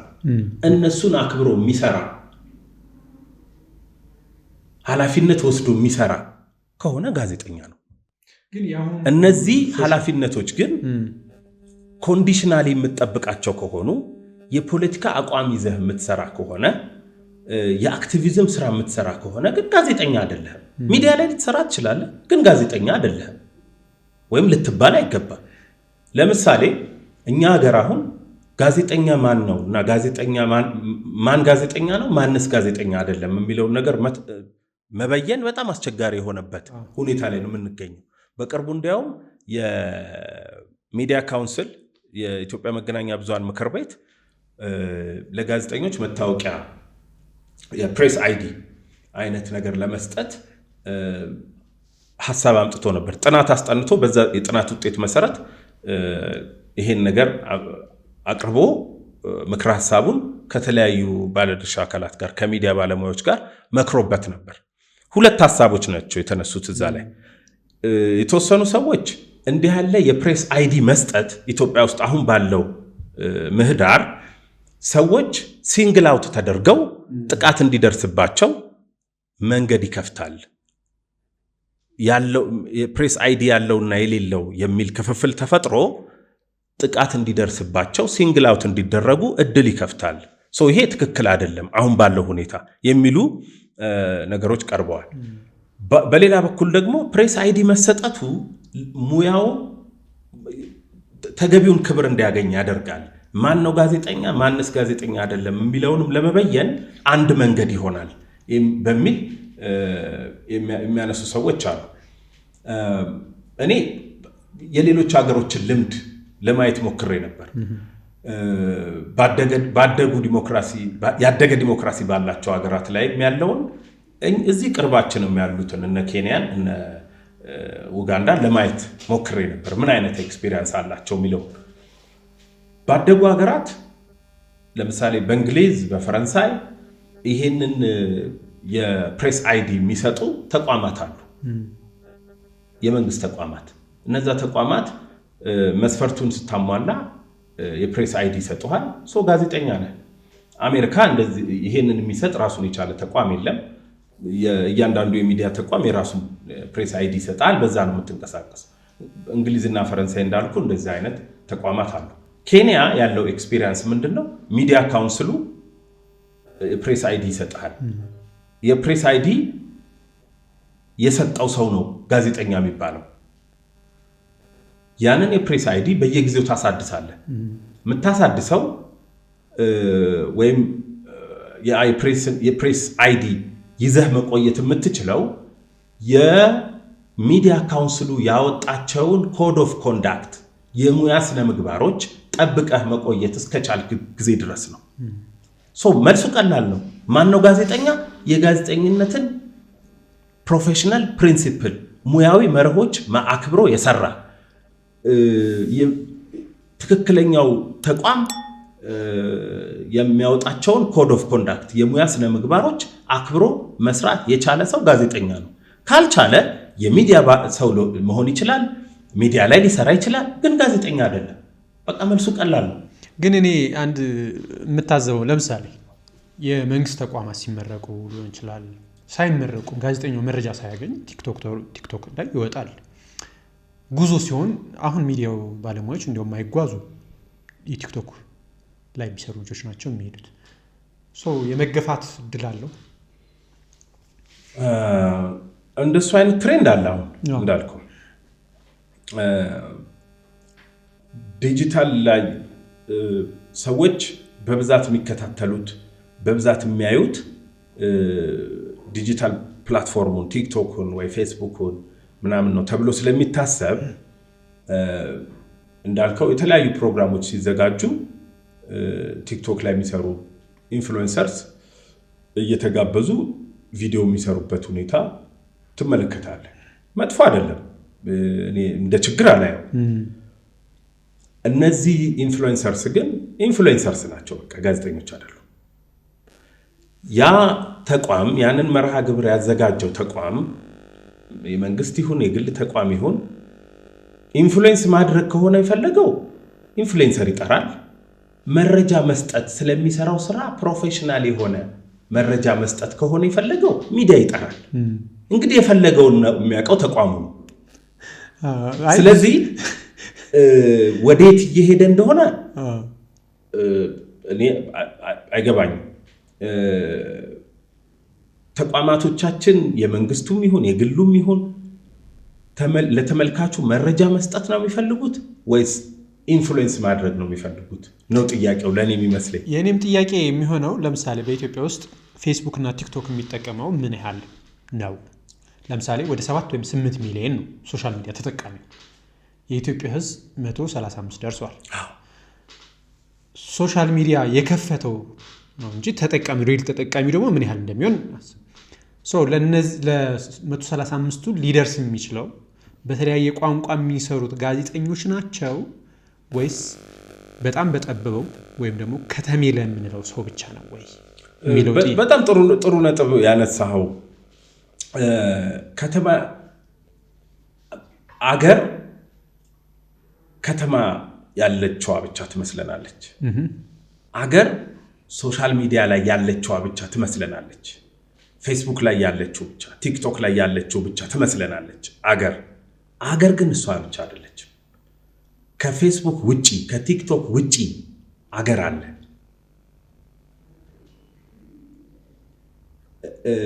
እንደሱ ነው መታሰብ ያለበት ሰፋ ተደርጎ። ስለ ኦዲየንስም ስናስብ ሶሻል ሚዲያ ላይ ስላለው ኦዲየንስ ብቻ አይደለም ማሰብ ያለበት። እንዲያውም በአግባብ በደንብ ጥናት ቢደረግ አሁንም በጣም ብዙ ሬዲዮ የሚሰሙ ሰዎች አሉ። አሁንም ብዙ የማህበረሰብ ሬዲዮዎች እኮ አሉ ኢትዮጵያ ውስጥ በጣም ብዙ። የኔና ያንተ ቤተሰቦች ገጠር ያሉት የሚሰሙት ሜንስትሪም ቴሌቪዥን ሜንስትሪም ሬዲዮ አለ። እነዚህ ሰዎች ስለመድረስ ማሰብ አስፈላጊ ነው። ተቋማቶቻችን የመንግስቱም የግሉም ይሁን ፌስቡክ ላይ ብቻ ቲክቶክ ላይ ብቻ እይታቸውን በዚህ ብቻ ኦፍኮርስ እዛም ላይ የራሳቸውን ኦዲየንስ መፍጠራቸው መጥፎ አይደለም። ግን ከፌስቡክ እና ከሶሻል ሚዲያ ውጪ ያለውን አገር ከዛ ውጪ ያለውን ህዝብ እንደውም ብዙ ቁጥር ያለው እዛ ስለሆነ እሱን ማሰብ በጣም አስፈላጊ ነው ብዬ አምናለሁ። እና ተገፍቶ የማይገፋ ነገር ነው ሜንስትሪም ሚዲያ። ትተው ማትተው ነገር ነው። መተውም አለበት ብዬ አላስብም። ምክንያቱም በመርህ ባለው አውድ በመርህና በህግ የሚሰራበት ቦታ ስለሆነ በዚህ መልኩ በመርህና በህግ አገሩ መኖር ካለበት ሜንስትሪም ሚዲያው መገፋት አለበት ብዬ አላስብም። ያንንም በልኩ ይሄንንም በልኩ ማስተናገድ በጣም ተገቢ ነው ብዬ አስባለሁ። የኢትዮጵያ የሚዲያ ላንድስኬፕ በተለይ ለጋዜጠኛው አይመችም፣ ይመቻል፣ ብዙ ክርክር አለበት። ለሚዲያ ስራ ነፃነት አለን የሚል አለ፣ አይ ነፃነት የለንም የሚል አለ። በአንተ እይታ የኢትዮጵያ ሚዲያ ላንድስኬፕ ለጋዜጠኛ ምቹ ነው ወይ? እኔ ይሄን ነገር እንዴት ነው ማየት የምፈልገው መሰለ፣ የሚዲያ ፕሮብሌም ከአገሩ ጠቅላላ ሁኔታ የተነጠለ ፕሮብሌም ነው ብዬ አላምንም። ሚዲያው የሚመስለው አገሩን ነው። የኢትዮጵያ ፖለቲካ ችግር የለበትም፣ የኢትዮጵያ ኢኮኖሚ ችግር የለበትም፣ አጠቃላይ አገራዊ አውዱ ችግር የለበትም፣ አለበት። ስለዚህ ሚዲያውም ችግር አለበት፣ የተነጠለ ችግር የለበትም ብቻውን። የዲሞክራሲያችን ደረጃ ገና ያላደገ ነው። ስለዚህ የሚዲያችንም ደረጃ ገና ያላደገ ነው። አላደገም ማለት ዲሞክራሲያችን አላደገም ማለት ሚዲያችንም አላደገም ማለት ነው። ይሄ በጣም ውስብስብ ጉዳይ አይመስለኝም። የፖለቲካ ሁኔታ፣ የዲሞክራሲ ደረጃችን፣ አገራዊ የዲሞክራሲ ደረጃችን ሲስተካከል አብሮ የሚስተካከል ነገር ነው ብዬ ነው ማምነው። ሚዲያው ላይ ብቻውን ለብቻው የተነጠለ ችግር እንዳለበት ተደርጎ ሲታሰብ ልክ ነው ብዬ አላስብም። በቃ አገሩን ነው የሚመስለው ሚዲያችን። እኔ እንዳልኩ ፖለቲካው ሲስተካከል አገራዊ የዲሞክራሲ ደረጃችንም ሲያድግ አብሮ ሚዲያውም ያድጋል ብዬ ነው ማምነው። ግን አንድ መስተካከል አለበት ብዬ የማስበው ችግር ስቴቱ ሚዲያውን ኮንትሮል የማድረግ ሬጉሌት የማድረግ ሜንታሊቲውን መቀየር አለበት ብዬ አስባለሁ። መንግስት የምንለው አካል መቆጣጠር እችላለሁ፣ ሚዲያውን ሬጉሌት ማድረግ እችላለሁ፣ በተለይ በይዘት እችላለሁ፣ እንደሱ ማድረግም አለብኝ ብሎ የሚያስበውን የመቆጣጠር ሜንታሊቲ መተው አለበት ብዬ ነው ማምነው። ከዚህ መውጣት አለበት ብዬ ነው ማምነው። ለምን በፊት ቢሆን ያሉህን ቴሌቪዥኖች፣ ያሉህን ሬዲዮዎች፣ ያሉህን ጋዜጦች ራስህ ታስተዳድራለህ። የምትፈልገውን ትርክት፣ የምትፈልገውን መረጃ በምትፈልገው መንገድ ብቻ ታሰራጫለህ። ምክንያቱም ያለው ፕላትፎርም እሱ ብቻ ስለነበር። አሁን ልቆጣጠርን ብትል መቆጣጠር የማትችልበት ዘመን ላይ ያለ ነው። አንድ ነገር አንተ ባታወራው፣ አንተ ተቆጣጥረህ ብታስቀረው የሆነ አካል ያወራዋል፣ የሆነ አካል ይናገረዋል። ለዚያውም ትክክል ባልሆነ መንገድ፣ ለዚያውም በተሳሳተ መንገድ። ስለዚህ እኔ አጠቃላይ የኢትዮጵያ ሚዲያ ላንድስኬፕ በሁነኛ መልኩ እንዲቀየር ከሆነ ስቴቱ ሬጉሌት የማድረግ የመቆጣጠር በይዘት ማለት ነው ሜንታሊቲውን መቀየር አለበት። ሚዲያዎቹን ለስራቸው መተው አለበት ብዬ አምናለሁ። በቅርቡ አንድ እድል አግኝቼ ቼክ ሪፐብሊክ ሄጄ ነበር። ቼክ ሪፐብሊክ ሄጄ በጣም ያደገ ዲሞክራሲ ያለበት ሀገር ነው። በጣም ደስ የሚል ህዝብ፣ በጣም ደስ የሚል ዲሞክራሲ፣ የህዝብም የመንግስትም ንቃተ ህሊና ያለበት ሀገር ነው። ከጎበኘናቸው ቦታዎች መካከል አንደኛው የቼክ ቴሌቪዥን ነበር። ፐብሊክ ቴሌቪዥን ነው፣ የመንግስት ነው። ያ ቴሌቪዥን የሚተዳደረው ሙሉ በሙሉ በቴሌቪዥን ፈቃድ ክፍያ ነው። 11 ሚሊዮን ከሚጠጋ የቼክ ዜጋ ኦልሞስት 5.5 ሚሊዮኑ ለቼክ ቴሌቪዥን በየወሩ 5 ክሩነር ይከፍላል። ለምሳሌ እንደ ኢትዮጵያ ቴሌቪዥን ማለት ነው። እንደ ኢትዮጵያ ቴሌቪዥን ማለት ነው። ግን ሳይገደድ በመብራት በውሃ ምናምን አስታካው አይደለም የሚያስከፍሏቸው። እዛ ፈቅደው ለብቻው ነው የሚከፍሉት ለቴሌቪዥኑ። ቴሌቪዥን ጣቢያው ሙሉ በሙሉ የሚተዳደረው በላይሰንስ ክፍያ ነው። የቼክ መንግስት ምንም አይነት ተጽዕኖ በቴሌቪዥን ጣቢያው ላይ አያሳድርም። ምንም አይነት የይዘት ተጽዕኖ አያሳድርም። ጋዜጠኞቹን፣ ኃላፊዎቹን፣ ህዝቡን፣ ኦርዲነሪ ዜጎችን ጭምር የተለየ ኢንተረስት ስላለኝ ነው ሚዲያ ላይ ለመጠየቅ ሞክሬ ነበር። ምንም አይነት ተጽዕኖ ምንም አይነት ጫና አይደረግባቸውም። ሙሉ በሙሉ በፕሮፌሽናል መርህ ብቻ ነው የሚገዙት። ቦርድ አለ የሚያስተዳድረው፣ የተለያዩ አካላት ያሉበት ቦርድ፣ ከባለሙያ ያለበት፣ ታዋቂ ሰዎች ያሉበት ቦርድ አለ። ቦርዱ ነው እንትን የሚያደርገው። ከዛ በስተቀር ሙሉ በሙሉ በሜሪት የሚተዳደር ህዝቡ ትረስት አለው። ኦርዲነሪ የቼክ ዜጎችን ሄደ ብትጠይቅ ሌሎች ቴሌቪዥኖች፣ ሌሎች ቻናሎች አሉ። ህዝቡ ግን የመረጃ ቀዳሚ መረጃ ምንጫችሁ ምንድነው ሲባል የቼክ ፐብሊክ ቴሌቪዥን ነው የሚል።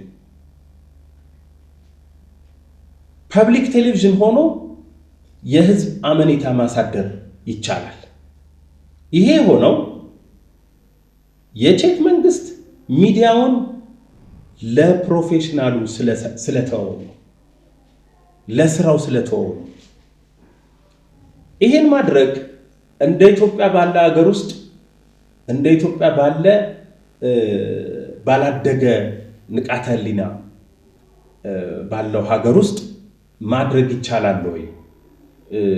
እንደው ዝም ብሎ መልቀቅስ ተገቢ ነው ወይ ብለው የሚያስቡ ሰዎች ይኖሩ ይሆናል። መቆጣጠርስ ተቻለ ወይ ብዬ ነው የምጠይቃቸውን ይመልሽ። አገር እኮ የሚኖረው በትርክት ነው። ትርክት ድሮ ቢሆን ከ30 ዓመት ከ25 ከተወሰነ ዓመት በፊት ቢሆን በቀደድክለት ቦይ ብቻ እንዲፈስ ማድረግ ትችል ነበር። አሁን እንደሱ ማድረግ ይቻላል? አይቻልም። ስለዚህ እኔ የኢትዮጵያ ሚዲያ ላንድስኬፕ እንዲያድግ እንዲቀየር ሚዲያውን ለራሱ መተው ያስፈልጋል ብዬ አምናለሁ። ሁለተኛው ነገር በኢትዮጵያ ሚዲያ ላንድስኬፕ ውስጥ ሊስተካከል ወይም ሊኖር ይገባዋል ብዬ የማምነው ነገር በጋዜጠኝነት ላይ በሚዲያውም ላይ ኦፍኮርስ መንግስት የሚፈጥራቸው ከመንግስት የሚመነጩ ችግሮች በህግ ማዕቀፍም ቢሆን ቅድም እንዳልኩ በሬጉሌት ከማድረግም ፍላጎት በይዘትም በምንም ቢሆን የሚመነጩ ችግሮች እንዳሉ በደንብ እንረዳለን፣ የምናውቀው ነገር ነው። ግን ከራሳችን አንዳንድ ጊዜ ነገሮችን ሁል ጊዜ ኤክስተርናላይዝ ማድረግ ብቻ ተገቢ ነው ብያ ጋዜጠኛው ላይ ራሳችን ምን ያህል ሙያውን እናከብረዋለን፣ ምን ያህል ራሳችንን ለማብቃት ጥረት እናደርጋለን የሚለውን ራሳችን አንዳንዴ መጠየቅ ያለብን ይመስለኛል። መንግስት ምንም ጫና በማይፈጥርበት በማይገባበት ሁኔታ ውስጥ እንዴት ነው ራሳችንን አክብረን ሙያውን አክብረን ጥርት ያለ ነገር ለመስራት የምንሞክረው? ዝግጁ ነን ወይ? እንደሱ ለማድረግ ሙያችንን አክብረን ለመስራት ዝግጁ ነን ወይ? ብቁ ለመሆን ዝግጁ ነን ወይ? እሱን ራሳችንን መጠየቅ ያለብን ይመስለኛል። ለምሳሌ አንድ ምሳሌ ልንገርህ። የኢትዮጵያ መገናኛ ብዙሃን ባለሙያዎች ማህበር የሚባል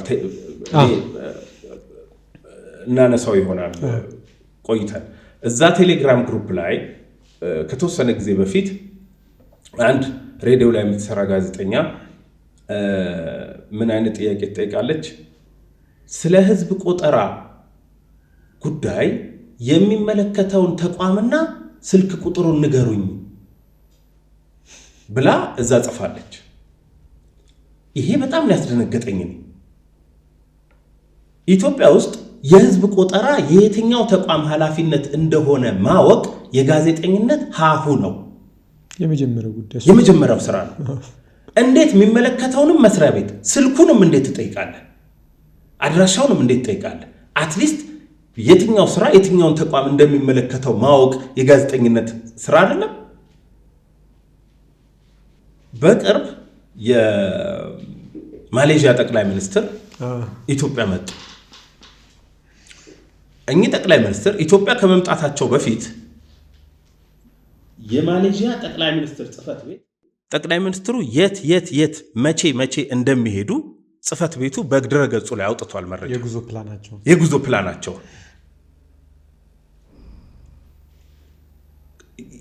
መጀመሪያ ኢትዮጵያ ይመጣሉ፣ ከዛ ሳውዝ አፍሪካ ይሄዳሉ ለጂ20 ስብሰባ፣ ከዛ ኬንያ ይሄዳሉ ብሎ መረጃውን አውጥቷል። ይሄን ያረግ ዲቴል ፕሮግራማቸው አድዋ ሙዚየምን ይጎበኛሉ፣ እንዲጎበኛሉ፣ ያን ይጎበኛሉ ብሎ ዲቴል መረጃ አውጥቷል። የማሌዥያ ጠቅላይ ሚኒስትር ጉብኝታቸውን ጨርሰው ከኢትዮጵያ ሲወጡ ሚዲያዎች ላይ የወጣው ዜና ወደ ሀገራቸው ተመለሱ የሚል ነው። ጠቅላይ ሚኒስትሩ ወደ ሀገራቸው አልነበረም የተመለሱት፣ ወደ ጂ20 ስብሰባ ወደ ደቡብ አፍሪካ ነበር የሄዱት። ይሄ አሁን ሲምፕል ይመስላል። ከኛ ሀገር ከወጡ ወዴትስ ቢሄዱ ብለህ ልጠይቅ ትችላለህ። ምን ግድ አለልኛ? ይሄ ሲምፕሉን ነገር ማንም ማያስጨንቀንን ማንም ጫና ማያረግብንን ነገር ሲምፕሉን ነገር ለመስራት ዝግጁ ነን ወይ ብለን ራሳችንን መጠየቅ አለብን። እኔ ለጋዜጠኛ ማንበብ አማራጭ አይደለም ብዬ ነው ማምነው። ጋዜጠኛ ነኝ ብሎ የሚኖር ሰው ምግብ ለሰው ለመኖር እንደሚያስፈልገው ማንበብ እንደዛ ነው ብዬ ነው ማስበው። ሚዲያ ሞኒተር ማድረግ የውጭውንም የሀገር ውስጡንም ጋዜጣውንም ቴሌቪዥኑንም ድረገጹንም ዲጂታሉንም ሚዲያ ሞኒተር ማድረግ የማንኛውም ጋዜጠኛ የዕለት ተዕለት መደበኛ ተግባሩ መሆን አለበት ብዬ ነው ማምነው። ምን ያህል ጋዜጠኛ ኢትዮጵያ ውስጥ እንደሚያነብ ምን ያህል ጋዜጠኛ ሚዲያ ሞኒተር እንደሚያደርግ እርግጠኛ አይደለሁም። አንድ እንዲያውም ከዚህ ጋር በተያያዘ ኤርሚያስ ከሱ በታች ኢቨንት ሲወጡ በተለይ ጀማሪ ጁኒየርም ሊሆኑ ይችላሉ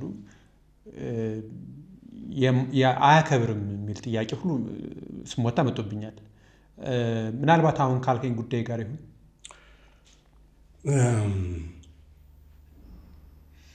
እኔ ሰው በሰውነቱ አከብራለሁ።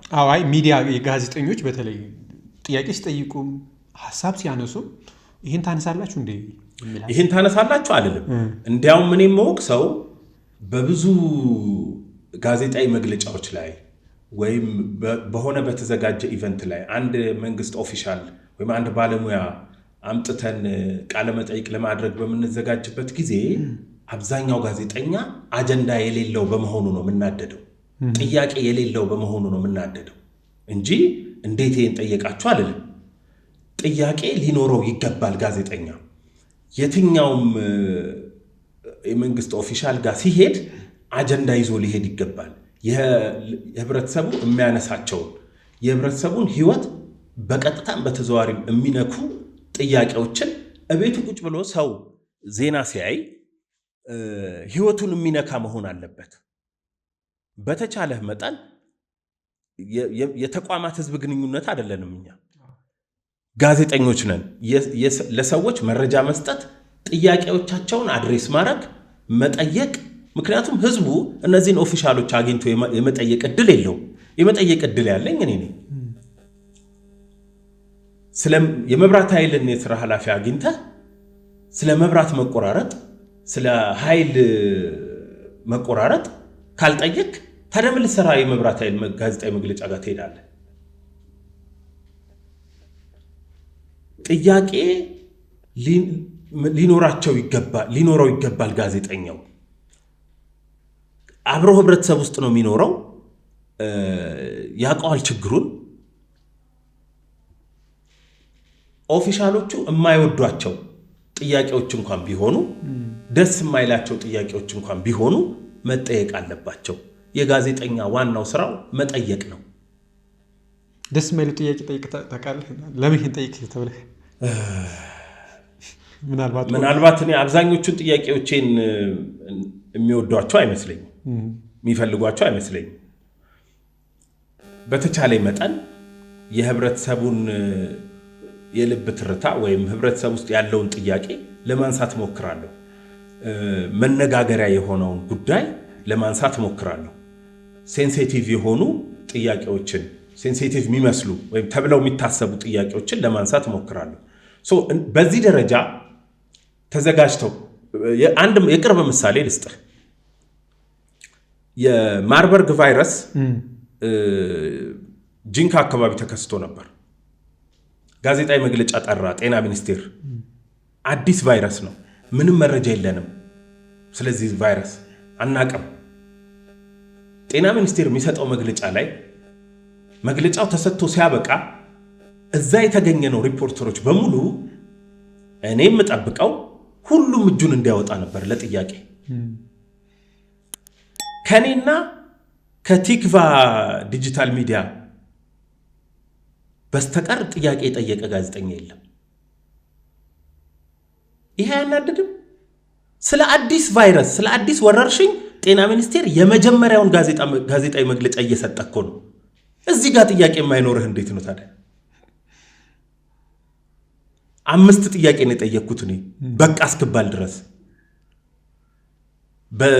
ይሄንን መረጃ በማውጣቱ ምክንያት ከስራ ተባረረ የሚባል ሜዲካል ዳይሬክተር አለ። እውነት ነው ወይ?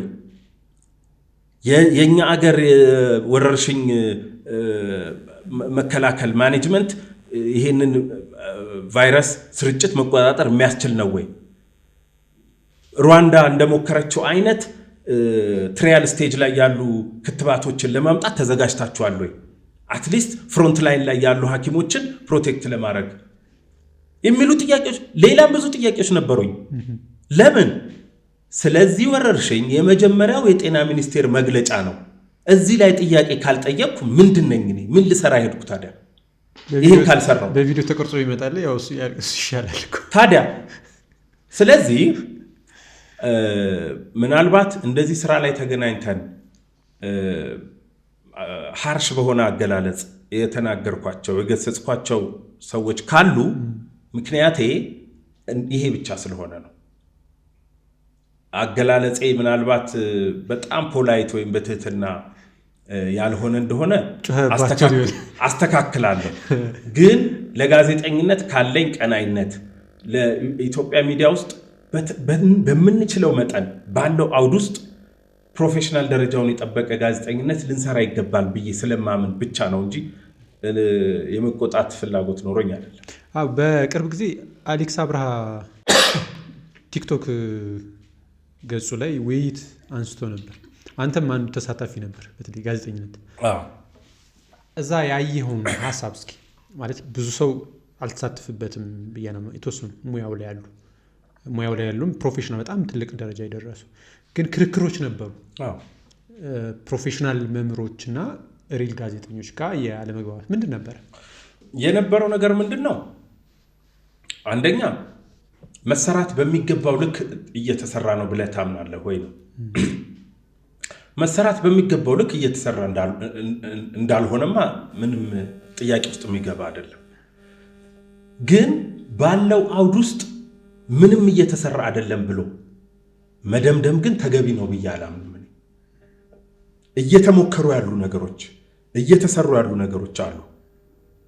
እሱን ማሳደግ አለብን እንጂ ጭፍልቅ አርገን ድምድም አርገን ምንም እየተሰራ እንዳልሆነ አርገን ልናቀርብ አይገባም። እንደሱ አይነት ድምዳሜ ልክ ነው ብዬ አላስብም። በወቅቱ የቀረበው እንግዳ የጋዜጠኝነት መምህር ስለነበረ እንዲህ አይነት ድምዳሜ ከጋዜጠኝነት መምህር ተገቢ አይደለም። እነዚህ ስራዎች እኮ የተሰሩት በሜንስትሪም ሚዲያው ነው። ትግራይ ውስጥ ያለ የወርቅ ኮንትሮባንድ ሰንሰለት በሪፖርተር የምርመራ ዘገባ ነው የወጣው። ይሄንን ሙከራ አፕሪሼት ልናደርግ በሌሎችም ሚዲያዎች የሚሰራውን ነገር አፕሪሼት ልናደርግ ነው የሚገባው እንጂ ምንም እየተሰራ እንዳልሆነ አርገን ጭፍልቅ አርገን መደምደም ተገቢ አይደለም። አያሳድግምም፣ አይጠቅምም። ባለው አውድ ውስጥ ችግር የለም እኮ እያልኩ አይደለም፣ ችግር አለ። ግን ባለው አውድ እየተሞከረ ነው። ሌላው ደግሞ የነበረው ሁኔታ ምንድን ነው? ዲጂታል ፕላትፎርሞች ላይ ዩቲዩብ ላይ የራሳቸውን አቋም ይዘው የፖለቲካ አቋም ይዘው ወይም መቀየር አለበት መስተካከል አለበት ብለው የሚያምኑበትን ጉዳይ ይዘው የሚሰሩ የዩቲዩብ ሚዲያዎች አሉ። እነሱን ኢትዮጵያ ውስጥ ከሚሰራ ሜንስትሪም ሚዲያ ጋር የማወዳደር ልክ ያልሆነ መንገድ አለ። አንደኛ ኢትዮጵያም ውስጥ ሆንክ ውጭም ሆንክ ዩቲዩብ ላይ ስትሰራ ምንም ፈቃድ ማውጣት አይጠበቅብህም። ምንም የፕሮፌሽናል መርህ ፕሪንሲፕል ማክበር አይጠበቅብህም። እንዳሻህ ነው የምትሰራው። ሜንስትሪም ሚዲያ ላይ ስትሰራ ልታከብራቸው የሚገቡ ህጎች፣ ስርዓቶች፣ ደንቦች ብቻ ሳይሆን ልታከብረው የሚገባ የጋዜጠኝነት መርህ አለ።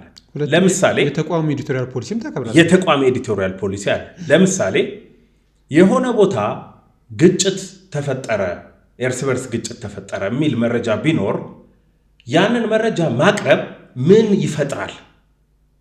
ምንጊዜም ሜንስትሪም ሚዲያ አንድ መረጃ ከማቅረቡ በፊት ኢምፓክት ይገመግማል። ዩቱብ ስትሰራ ኢምፓክት አትገመግምም። ሊጮህልህ ከሆነ ታቀርበዋለህ። የሆነ ሰው መጥቶ እከሌ እኮ እንደዚህ የህዝብ ድምፅ አሰምቷል፣ አንተ ግን እኔ ኢምፓክቱን ገምግሜ ነው ያላቀረብኩት፣ ባቀርበው ችግር ይፈጥራል ብዬ ስላመንኩ ነው ያላቀረብኩት። ወይም ደግሞ ባላንስ፣ ሚዛናዊነት መጠበቅ የሚባል ነገር አለ። የሆነ አካል የሆነ ጉዳይ ቢያመጣ፣ የሆነ ቅሬታ ቢያቀርብ ስሙ የተጠራው ቅሬታ የቀረበበት አካል መልስ የመስጠት እድል ሊሰጠው ይገባል። መንግስት ይሁን ሌላ ይሁን ማንኛውም አካል ቢሆን መልስ የመስጠት እድል ሊሰጠው ይገባል። ተጠይቆ እምቢ ሲል ተጠይቆ መልስ ሊሰጥ አልቻለም ተብሎ ነው መቅረብ ያለበት። ዲጂታል ፕላትፎርሞች ላይ ግን እንደዚህ አይነት ነገሮችን የማክበር ግዴታ የለብህም፣ በተለይ ውጭ ሀገር ከሆንክ። ስለዚህ ሁለቱን ነገሮች ነጣጥለን ማየት፣ ኮንቴክስቱን አውዱን ነጣጥለን ማየት ይኖርብናል። ዲጂታል ብዬ ጭፍልቅ ማድረግ አልፈልግም። ዲጂታል ፕላትፎርም ላይ ፕሮፌሽናል ደረጃውን የጠበቁ ስራዎች የሚሰሩባቸው ሚዲያዎች አሉ። እኔ ኢትዮጵያ ውስጥ አንድ የማከብረው ጋዜጠኛ አለ፣ ተስፋለም ወልደየስ ይባላል። ኢትዮጵያ ኢንሳይደር ኢትዮጵያ ውስጥ በተስፋለም ወልደየስ ልክ ለጋዜጠኝነት ፕሮፌሽን ቀናኢነት ያለው ጋዜጠኛ አላቅም። ሚዲያው የቅርብ ወዳጄም ስለሆነ እያንዳንዱን ዜናዎች፣ እያንዳንዱን ስራዎች እንዴት አድርጎ እንደሚያወጣቸው ሂደቱን ስለማቅ ማለት ነው። ዲጂታል ሚዲያ ነው ኢትዮጵያ ኢንሳይደር፣ ግን ፕሮፌሽናል ደረጃውን የጠበቀ ስራ ነው የሚሰራበት። ዲጂታል ብዬ ሁሉንም መጨፍለቅ አልፈልግም። ሌሎችም እንደዚህ ፕሮፌሽናል ደረጃውን በጠበቀ መልኩ ዲጂታል ፕላትፎርም ላይ የሚሰሩ ሚዲያዎች አሉ። ስለዚህ አንዳንድ ጊዜ ነገሮችን ማቀላቀል ተገቢ ነው ብዬ አላስብም። ፕሮግራም የሚሰሩ ለምሳሌ ዩቱብ ላይ ጋዜጠኛማ ማለት እከሌ ነው፣ ትንታኔ የሚሰሩ ሰዎች አሉ። ጋዜጠኛማ ማለት እከሌ ነው ሲባል እሰማለሁ። እኔ ጋዜጠኝነት ፕሮፌሽኑ በሁሉም ሁኔታ መርሁ ሊከበር ይገባል ብዬ አምናለሁ። የጋዜጠኝነት መርህን ለማክበር አመቺ ፍላጎት የለኝም። ወቅቱ ይሄንን አይፈቅድም። ስለዚህ የምፈልገውን አቋም ይዤ እተነትናለሁ፣ እንግዳ አቅርቤ እጠይቃለሁ፣ የራሴን አቋም እተነትናለሁ ካለ መብቱ ነው፣ ግን ጋዜጠኛ አይደለም። ስለዚህ እነዚህን ነገሮች ለያይተን አቋም ይዞ ከሚተነትን፣ አቋም ይዞ እንግዳ አቅርቦ እንትን የሚለውን ሰው እና ሜንስትሪም ሚዲያ ላይ በተቻለው መጠን ባለው አውድ ፕሮፌሽናል መርሆቹን ጠብቆ የሀገሩን ሕግ ጠብቆ ለመስራት የሚሞክረውን ግን ነጣጥለን ማየት ይኖርብናል እና አጠቃላይ እዚህ ሀገር እየተሞከረ ያለ ነገር አለ፣ እየሞከርን ያለነው ነገር አለ ማለት ሁሉም ቁጭ አላለም ወይም ዝም አላለም። በቂ ነው፣ በቂ አይደለም፣ ምንም ጥያቄ የለው። አሁን ካነሳልኝ ሀሳብ ጋር ባለፈው ዓመት መጋቢት አካባቢ ኢቢኤስ የሆነ ነገር ገጥሞት ነበር። ያ የገጠመው ነገር ለምሳሌ ጥያቄ እንዲነሳም ተደርጓል። ለምሳሌ ኢቢኤስ አርታይ የለውም ወይ? መረጃው ሲመጣ ኤዲቶሪያል አይወሰንም ወይ? እንዴት ነበር እሱ ነገር? ስለሱ ጉዳይ ምንም ማውራት አልፈልግም። ምክንያቱም እዚህ ቦታ ያለሁት ኤርሚያስ በጋሻውን ብቻ ወክዬ ስለሆነ ያው ምናልባት ጉዳዩን ታውቋለህ ብዬ ስለማስብ ነው። እሺ እንለፈው። ግን ኢቢኤስ ትልቅ ጉዳዩ ሲመጡ አንተን ይልካል። ለምሳሌ ማስታውሰው አንቶኒዮ ጉተሬዝ የመጡ ጊዜ በጣም ጥያቄዎችን ለማንሳት ጥረት አድርጋ አንድ ጥያቄ አንስተህ ሰምቻለሁ። ትልልቅ እንግዶች ሲመጡ የመገኘቱ እድል አለ። እዛ ላይ ጥያቄ ማንሳቱ ቅድም እንዳልከኝ የጋዜጠኛዋል ግን መምጣታቸው ማግኘቴ ትክክል ነው፣ እንኳን አገኘኋቸው መጠየቅም በጣም ደስ ይለኛል የምትለው ሰው አለ ከውጭም ከሀገር ውስጥ አለ? ለምሳሌ አንድ በጣም ትዝ የሚለኝ አንድ ጊዜ ገንዘብ ሚኒስቴር የሶስት ወር የስራ አፈጻጸም ሪፖርት በተመለከተ ሚኒስትሩ አህመድ ሺዴ መግለጫ ይሰጡ ነበር። እሳቸው የተቋማቸውን የ3 ወር ሪፖርት ነው የሚያቀርቡት። በዛ ወቅት ሪፖርተር ጋዜጣ ላይ ይሄ ስለ ፕራይቬታይዜሽን እና ስለ ሊበራላይዜሽን የሚወራበት ጊዜ ነበር። መንግስት ወደ ግሉ ዘርፍ ለማዞር አቅዷቸው ከነበሩት ነገሮች ውስጥ የሎጂስቲክስ እና ትራንስፖርት እና የባህር ትራንስፖርት ዘርፉን ለማዘግየት ወስኗል የማክሮ ኢኮኖሚው ኮሚቴ የሚል ዜና ወጥቶ ነበር። እኔ ወዲያው ይሄንን ዜና ሳይ ጥያቄ የፈጠረብኝ ነገር የኢትዮጵያ አየር መንገድስ አቪዬሽኑንስ በተመለከተ አልወሰነም ይሄ ማክሮ ኢኮኖሚ ኮሚቴ የሚል ጥያቄ ነው የተፈጠረብኝ። ገንዘብ ሚኒስትሩን ሳገኝ እርሳቸው የማክሮ ኢኮኖሚ ኮሚቴ አባል ስለሆኑ የውሳኔው አካል ናቸው። ስለዚህ ሪፖርቱ አንድ ጉዳይ ነው፣ ግን ይህንን አጀንዳ ይዤ ነው የሄድኩት። የማክሮ ኢኮኖሚ ኮሚቴው የኢትዮጵያ አየር መንገድን ወደ ግል የማዞር ጉዳይ ላይ ምን ውሳኔ ወሰነ? አይ ይሄማ ማክሮ ኢኮኖሚ ኮሚቴው የኢትዮጵያ አየር መንገድ ወደ ግል የማዞር ጉዳይ እንዲቀር ወስኗል የሚል ምላሽ ሰጡ። በሙሉ ዜናው፣ ዓለም አቀፍ ሚዲያው፣ የሀገር ውስጥ ሚዲያው በሙሉ የኢትዮጵያ መንግስት የኢትዮጵያ አየር መንገድን ወደ ግል የማዞር ውሳኔውን ሰስፔንድ አድርጓል የሚል ዜና አወጣ። የመጀመሪያው አንተ ነህ እሱን ዜና ማውጣት? እኔ ጥያቄውን የጠየቅኩት መግለጫውን ሳይሰጥበት ማለት ነው። አዎ ጥያቄውን የጠየቅኳቸው እኔ ነኝ። እሳቸውም እዛ ጋር ነው መልሱን የመለሱት።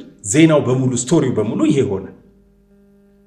ሌላ ምሳሌ የምነግርህ የዓለም አቀፉ የገንዘብ ድርጅት IMF ዋና ዳይሬክተር ክርስታሊና ጆርጂየቫ መጥተው ነው።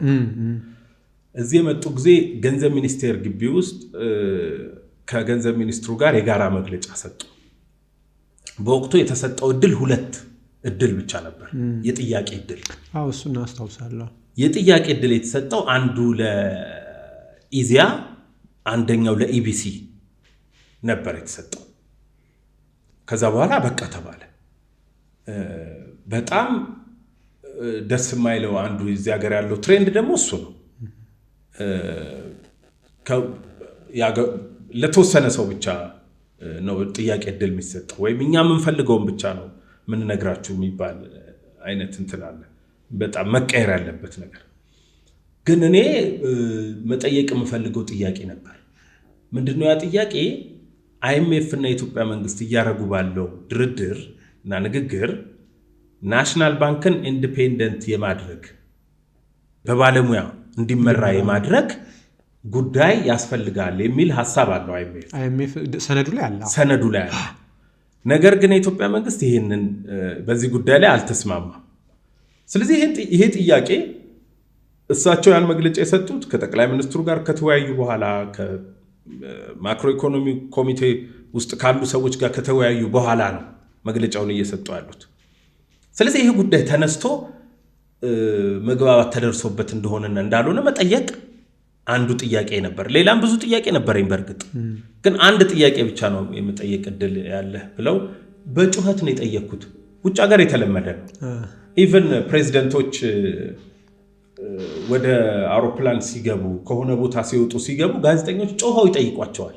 የሀገር መሪዎችን በጩኸት ይጠይቃሉ፣ ይመልሱላቸዋል። ያቺ ዜና ትሆናለች። በቃ ጋዜጠኛ መጠየቅ ነው ስራው። ሌላ ምን ሊሰራ?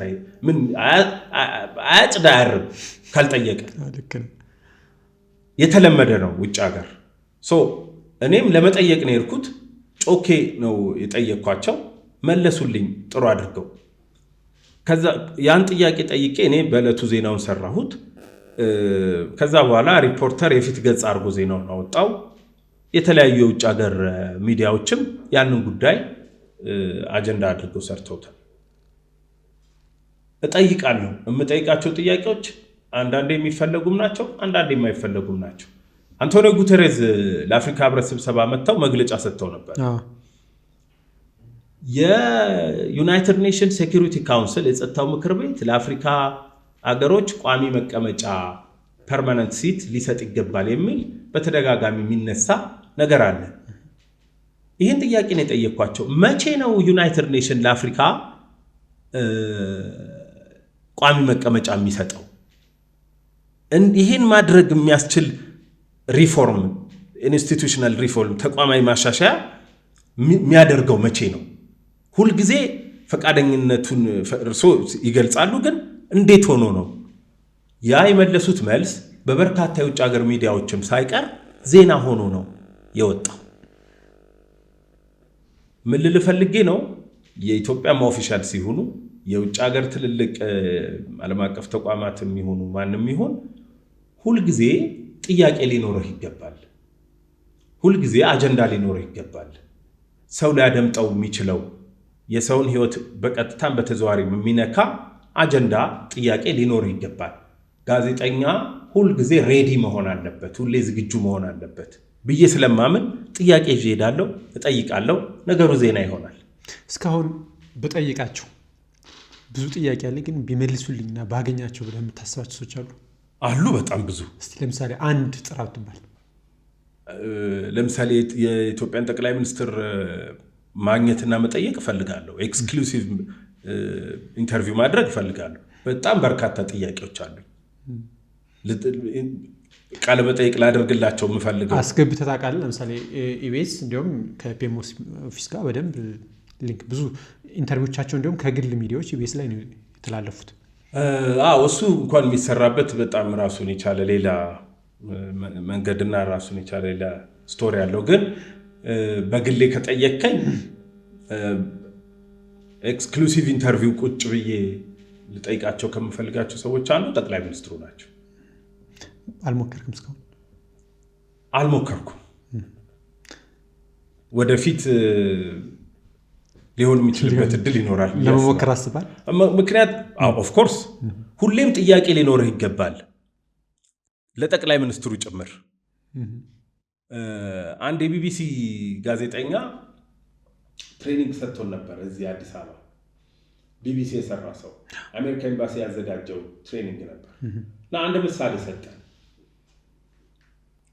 የቦኮ ሐራም የቺቦክ ልጃገረዶችን ናይጄሪያ ውስጥ ጠልፎ ሲወስድ ማንም ሚዲያ ዜናውን አልሰራውም ነበር።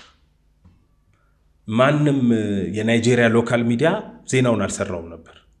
ይሄ ጋዜጠኛ ይመስለኛል ካልተሳሳትኩ ጉድላክ ጆናታን ፕሬዚደንት የነበሩበት ጊዜ ይመስለኛል።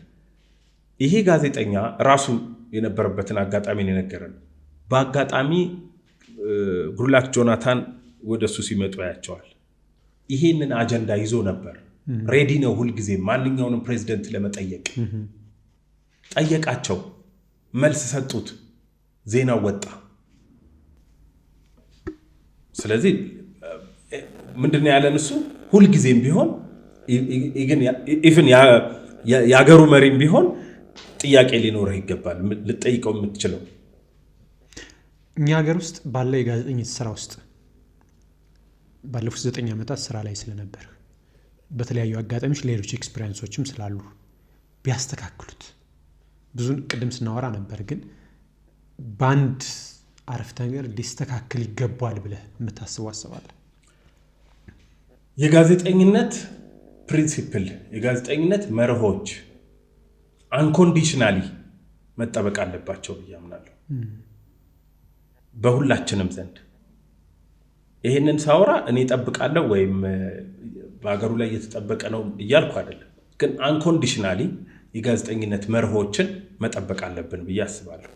ከሱ በተጨማሪ ግን ኢትዮጵያ ውስጥ ባለው የሚዲያ ላንድስኬፕ አንድ በጣም ሊታሰብበትና ሊሆን የሚገባው ነገር ብዬ ማምነው ጠንካራ የሙያ ማህበር ያስፈልጋል። የኢትዮጵያ የጋዜጠኛ ባለሙያዎች ማህበር የሆነ ሰዓት በጣም ጠንካራ ነበረ። አሁንም በቅርብ ጉባኤ አካሂዷል። ግን ለምንድን ነው ጋዜጠኞች በአንድ ማህበር ውስጥ ታቅፎ ጠንካራ እንዳይሆኑ ያደረጋቸው ምንድን ነው? ሁሌም ለእኔ ጥያቄ ስለሆነ ነው። ሁለተኛ ደግሞ የተወሰነ ሰው አባል ይሆናል፣ የተወሰነ ሰው አይሆንም። ምንድን ነው ችግሩ? የኢትዮጵያ መገናኛ ብዙሃን ባለሙያዎች ማህበር አመራር ነበር። አንተ? አዎ፣ መስራችም ነበርኩ።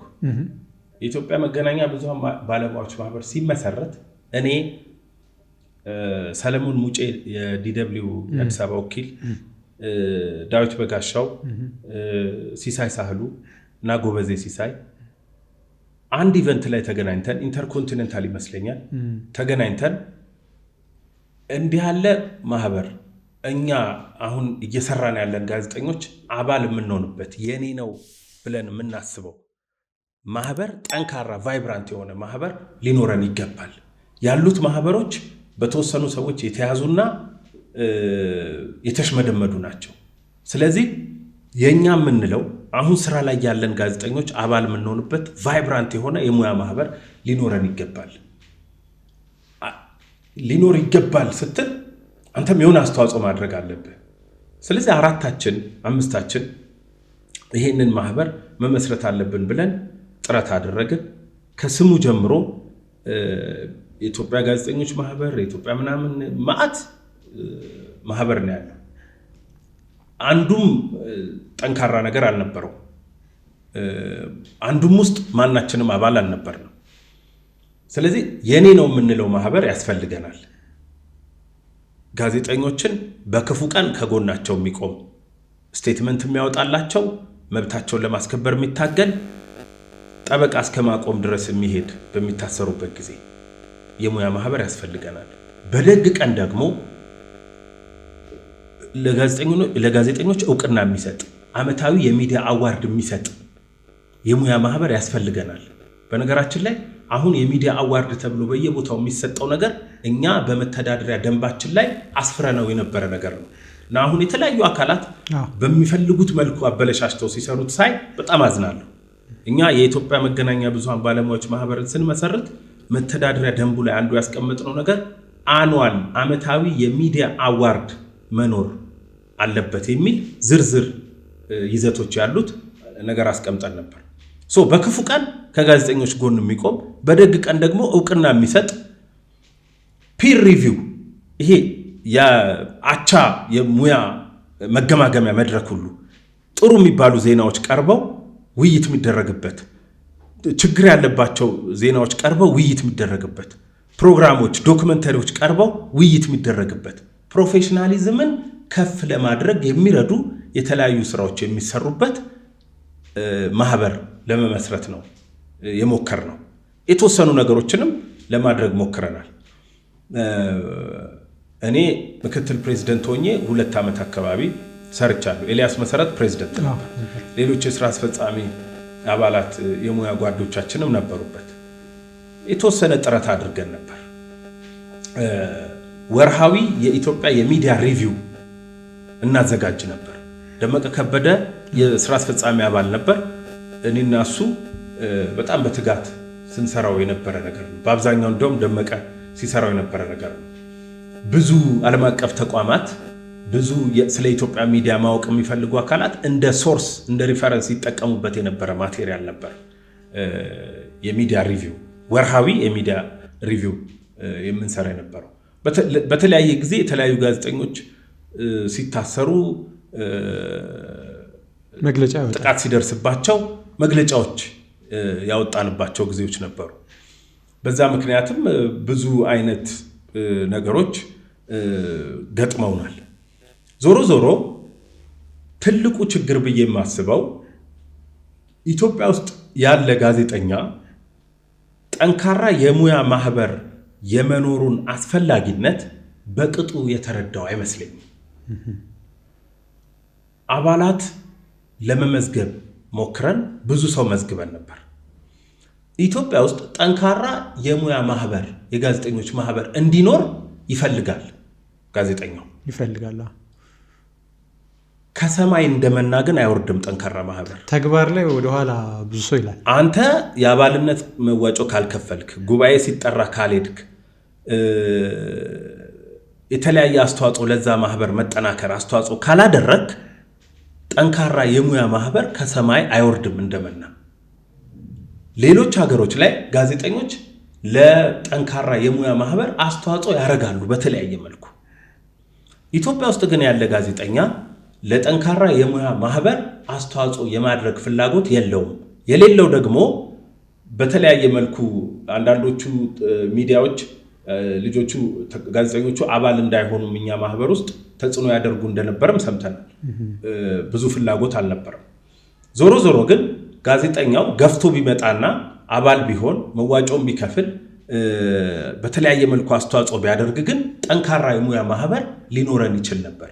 እኔ እዛ ማህበር ውስጥ በመስራችነትና በኃላፊነት የተወሰነ ጊዜ ካገለገልኩ በኋላ አሁን ትርፉ ድካም ነው ብዬ ነው የወጣሁበት። ትርፉ ድካም ነው ብዬ ነው የወጣሁበት። አሁን ምንም አስተዋጽኦ እያደረግኩ አይደለም። አባልነት አለብህ? አባል ነኝ፣ ግን አባል ነኝ ብሎ ለማውራት የሚያስችል አይደለም። አባል ዝም ብሎ የስም አባል ትርጉም የለው።